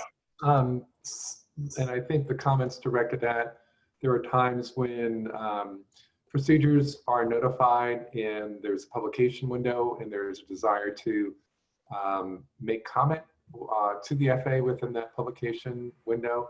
Certainly in the current scheme, it would be a situation where if this were to come up in between meetings as roundtable chair, on exception, you could authorize that work to be done. If it's specifically clear within the work plan that falls to one of the committees, then that committee could undertake that. Okay, I'm going to look for a motion now because I don't think we've had it yet. We did. We did? Yeah. Good. I lost track. I think we did. Yeah. So actually, Liang. This is Liang. So I think Anita motioned to continue this to next meeting, but I would like to modify that because I don't think we should be talking about this particular item which would amend the bylaw. What we need is to talk maybe if there is disagreement on the scope of work for the standing committees, that's something we should talk about. If people think the standing committees should be given more power on doing certain things, that's something we should talk about. Maybe for next agenda would be define the scope of work for the two. Is that a motion, Liang? Committees we currently have. Is that an alternate motion? We lost Liang part of that, so it needs to be, I think we need it restated. Okay. Liang, we've lost you. She seems to be frozen. Evan, can you read it, what you have so far? Yes, I think Liang's wanted to amend Anita's motion. Anita made the motion to agendize this discussion for the next meeting. Liang suggested that we define the scope of work at the next meeting. Anita, does that meet with your approval for an amendment? It sounds to me like it's a flushing out of the whole topic. Yeah, I think it might need to be broader than that. I am cheered by Shantine's comment that standing committees can meet in the meantime. That we can't act, but we can meet. And that we have the latitude with discretion, obviously, due discretion, to meet. So with that's what I wanted out of today was clarity that we can at least meet. And then if we need to reduce some ambiguities in terms of what our operating parameters are and all that kind of thing, we can do that at the next meeting. Okay. I would just like to, with the about committees meeting, I would just like the reminder that when we established the roundtable, the idea was that we were going to follow what San Francisco did, a meeting on 1 month and committee meets the next month. Andy, given COVID and given the vagaries of how the FAA sends information and changes things, we actually discussed this at some length, both when we were working on the work plan and also when we were presenting the work plan, that kind of limitation or schedule we really can't be held to. That doesn't give us enough flexibility to. That's a budgetary impact that the entire. I understand that, but you're assuming that there's presence of staff at all of those meetings, and I don't think we're going to assume that that needs to happen necessarily. So there may not be a budgetary issue. Okay, Evan, what's the motion on the table? The motion was made by Anita to agendize this discussion for the next meeting. It was seconded by Rowena. Then it was amended by Liang to say that at that time, we would define the scope of work for each of the committees. Anita, will you accept Liang's friendly amendment so we can have a full flushed out discussion? As long as you view that as being a broad discussion, which will allow us broadly to take action, yes. I don't know what the outcome will be of that, but I'd like to have it definitely discussed. Rowena, are you comfortable with the amendment? Good, I'm going to call the question. I'm going to call roll call, be prepared. Rowena. Yes. Glenn. No. Lydia. Yes. Steve. Abstain. Making me have a new column here. Liang. Liang, how do you vote? You seem frozen. I'll come back to you. Anita. Yes. Ed Bodaroff. Yes. Carlos. Yes. Michelle. Yes. Oops, my screen mixed up. Kathy Watanabe. Yes. Lisa. No. Okay, who froze? Liang, what's your vote? Liang? Hello. Yeah. Hi. Yeah. Yes or no? The internet. Yes, and I'd like to encourage the standing committee. Sorry, the internet. I know your internet is frozen. Can you tell us yes or no? Hello? Yes. Hi, Liang. Yes or no? Can you hear me? Yes, I can hear you. Are you voting yes or no or abstaining? Hi, can you hear me? Yes.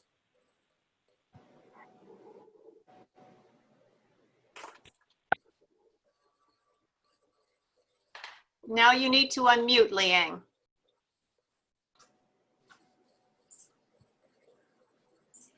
Liang, I still need a vote from you. Unstable, yes. Yes, okay. And I'd like to encourage the standing committee to propose internet the scope unstable. of Yes. work they'd like to work on. Liang, they I have need you to control. either hang up the phone or work just off of the computer. I'm getting a feedback, so I can't understand you. You muted your phone.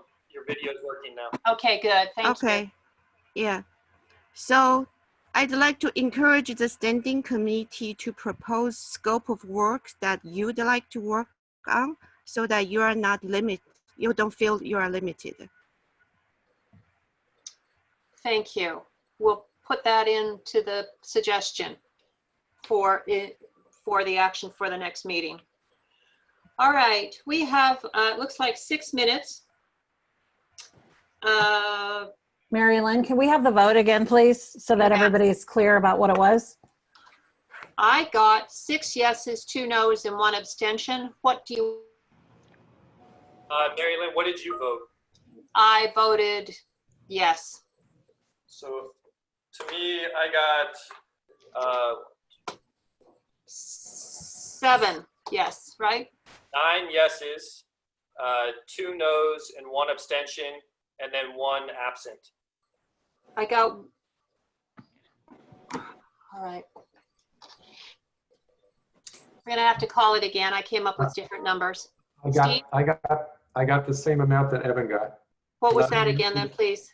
So 9 9 yeses. 9 yeses, 2 noes, 1 abstention, and 1 absent. Correct. Ah, okay.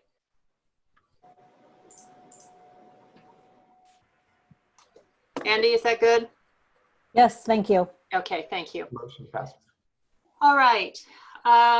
What is your desire, people? We are now at the work plan priorities. We have 5 minutes. We have oral communications. We have member discussion and review of actions taken. Any suggestions? Have we taken general public comment for items not on the agenda? No. Madam Chair, I suggest we do that. Okay. It looks like I've got a second from Glenn. Unfortunately, we're going to have to take a roll call. Rowena. No, nothing. I'm sorry, what? None. None what? Yes or no? She said no. Rowena, we're voting to just skip everything over and to move to oral communications. Yes. Glenn. Yes. Lydia. Yes. Steve Preminger. Yes. Anita. Yes. Ed. Yes. Carlos. Yes. Liang. Yes. Michelle. Yes. Kathy. Yep. Lisa. Yes. Okay, good.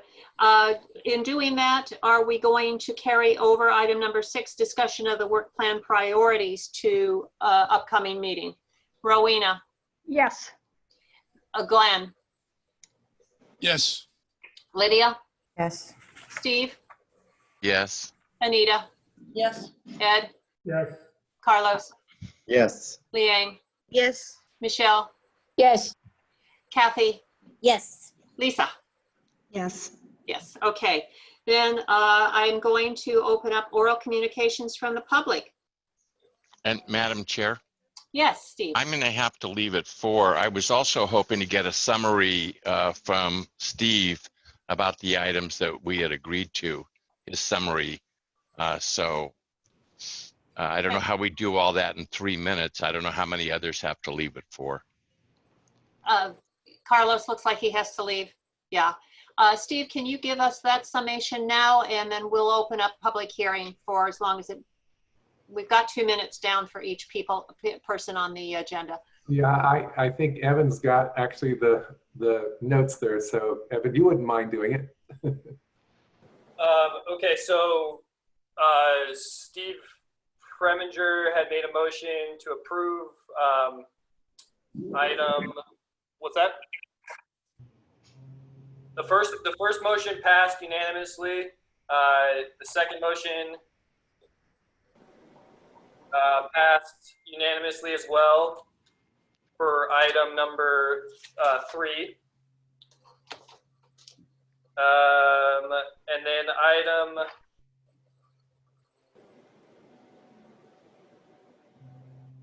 I may have to go back and I have the tally sheet, but I do not have the summary available right now. Is it possible that that could be emailed to us after this meeting? Yes. Good, good. Okay. I'm going to open up oral communication, but as I do that, I'm looking to Steve and Evan and all the support group who have set up this Zoom meeting. What kind of time do we have?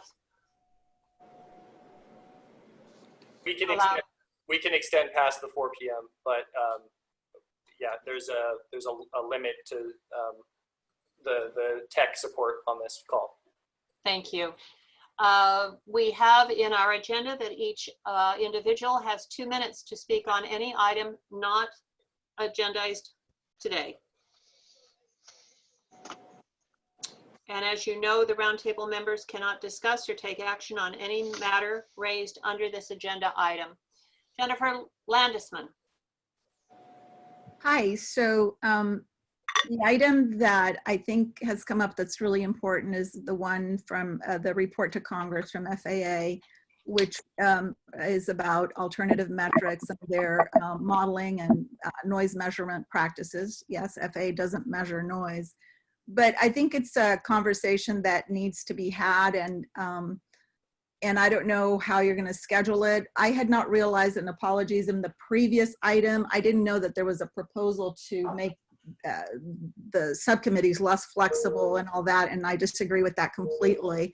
Agree with all of the members of the public about what they said, so that it could allow for time to be able to address issues like this without, you know, so many constraints, or you know, if it's really, I would be happy to organize maybe something outside of the roundtable as just a conversation about the topic for people that want to learn about it.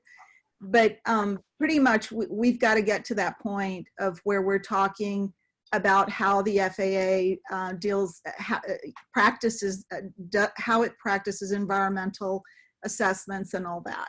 And this report is very consequential to that.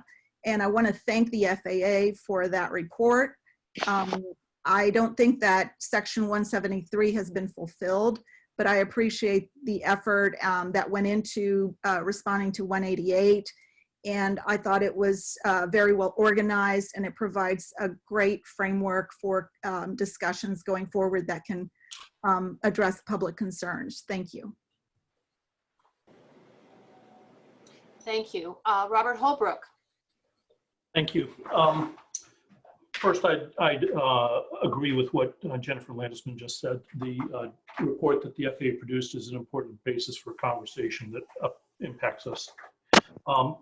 I'd like to suggest that in advance of the next meeting, when we talk about priorities, the committees may want to consider the items on the agenda, not in terms of a single metric, which is priority, high, medium, or low, but in terms of two metrics. One is importance, and the other is urgency. I think high, medium, and low, in my experience, blurs things and makes it difficult to have helpful conversations about what needs to be scheduled. Urgency and importance is much more helpful. Finally, I'd like to suggest a new item to consider, and that is, it comes from the EIR for the SJC expansion, which showed that in 2018, the 737-800 and 737-8 MAX planes together comprised 30% of operations at San Jose Airport.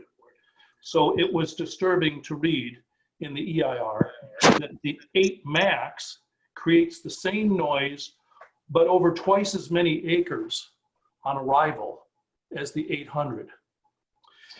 Please consider writing to the airlines, stating our community's concern that their purchase decisions could potentially double the number of residents affected on arrival. Thank you. Thank you, Jennifer T. Can you hear me? Yes. In the agenda packet, page 344, Darlene wrote an excellent letter to the roundtable, and I just kind of wanted to reiterate, in case she did not, that at the February 26th meeting, the FAA asked that their question period be extended from 30 days in advance to 45 days. That poses a problem, since in the IFP gateway, the comment period is 60 days. So she made a recommendation, which I think is appropriate, that this body somehow deals with, either through a letter or whatnot, that our SCSC Roundtable write a letter of some sort stating that the problems with the FAA new 45-day requirement for questions can pose a problem for the IFP gateway, and our reaction to it within a given amount of time, especially given the 2-month period between meetings. So I just wanted to reiterate her excellently written letter. Thank you. Thank you. Darlene. Yes, FAA Administrator Dixon wrote a multi-page response to the Quiet Skies Caucus. It's posted on the Roundtable website. He offered to meet twice a year with the caucus, and one of those meetings should be before August. I would like the Roundtable or the subcommittees to consider what items should be forwarded to our congressionals as part of that meeting. because it's an excellent venue. My second topic, and this may surprise you because it surprised me, the subject line of emails in the packet, which is called the date of FAA announcement regarding FAA's progress on Surfer. Steve sent an email to Gervin about when the FAA expects to present on the Big Sur overlay. Favi then forwarded that email to Chapman, which is Eshu's office, asking her for guidance. Page 284 of the packet, Chapman sent an email to Favi. Obviously, the office is busy, but the last sentence is what shocked me, which is it said, I checked and we have not heard from any constituents seeking an update on this issue. I repeat, I checked and we have not heard from any constituents seeking an update on this issue. I don't know about you, but I think this topic has come up at every single meeting since this roundtable has started. So there should be zero ambiguity to the FAA, to congressionals, to anyone that we want answers and an update on the Big Sur overlay. I do know that the roundtable has not sent a formal letter with questions about the Big Sur overlay. If you look at the matrix tracking document on the website, no formal letter is sent. If it is needed to have a formal letter so that there's no ambiguity that the citizens in the roundtable want the FAA to present and answer questions, please vote and do so, because we think you're representing us and we're not contacting our congressionals. Thank you, Darlene. Normally, we would not respond to items that come up through oral communication, but Steve, I would like you to respond to what Darlene just talked about, Surfer and the Big Sur overlay. I'll be real brief. I think it's been very clear since last fall that the roundtable very much wants a briefing from the FAA on the Surfer Big Sur issue. We had members of the FAA at our December meeting indicate that they would be able to give a presentation after the quarterly report was pulled together on the select committee recommendations. I think we initially targeted February, and then we're looking at April. So that it is very clear that the FAA knows that this is something that the roundtable is interested in, and certainly if as a very quick agenda item at the next meeting, the roundtable could have authorized the chair to write a letter to the FAA to make it clear that the roundtable wants this update. Thank you, Steve. Do we need to vote on that? You wouldn't do it here because it's not agendized. No, I meant vote to have it on the next agenda. I move we put Surfer on the next agenda. Thank you, Anita. Do I have a second? Evan, can you take the time clock down? I can't see anyone. Thank you. Okay, I have a motion on the floor from Anita asking that we agendize that. I'll second it. Was that you, Lydia? Rowena. I'm sorry. No, it's Rowena. Rowena, thank you. Okay, I'll call roll again. Rowena. Yes. Glenn. No, I don't think we need to do a vote every time we put something on the agenda. That you, as the chair, you do that all the time. No. Lydia. Yes. Anita. Yes. Ed. Yes. Michelle. Yes. Kathy. Yes. Lisa. Yes. Liang. I know, Glenn, do you want to have a weigh in or not? It's the Zoom meeting situation, so I'll take it as an abstention. Okay. No, I voted no. Oh, okay. Okay. That's I said no, because we don't need to do it this way. Okay, thank you. All right. Steve, any follow-up remarks? No. All right. I will then look to Andy about a potential date possibility for meeting again. Madam Chair, Lydia has her hand up. She's had it up. Oh, thank you. I'm off of that page right now. Lydia, yes, thank you. So I actually have comments in member discussion. So when that comes up, may I speak, please? We voted to bypass that and go directly to oral communication. Even that, I thought it was just item 5. Okay, never mind then. Thank you. Okay, thank you. All right, then. Mary-Lynne, hold on. I'm just, Liang, did you want to speak? Did you get a vote from Liang? She's having problems with Wi-Fi. I did get a vote, yes. Okay, great. Andy? Yes. Next meeting?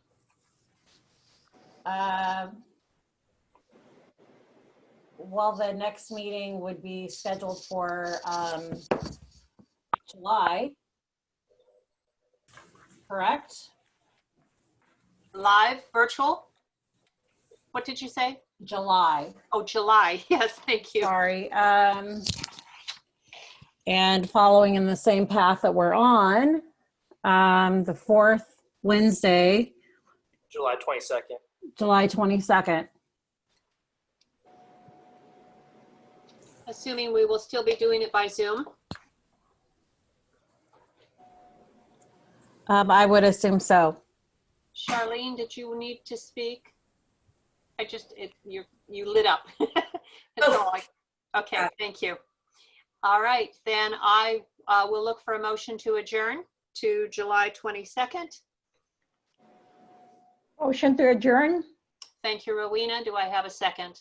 Not necessary for a motion to adjourn. Whatever. I want to make sure that everybody's on board with this idea. Okay, I'm not going to call the roll call. I think we're all anxious to go on. Thank you all for being here today and for participating. I really appreciate you taking the time. And for those of you who haven't left from Santa Cruz County, I wish you all the best over there, as I wish all of us over here as we deal with what comes forward. Thank you all. Bye. Thank you all.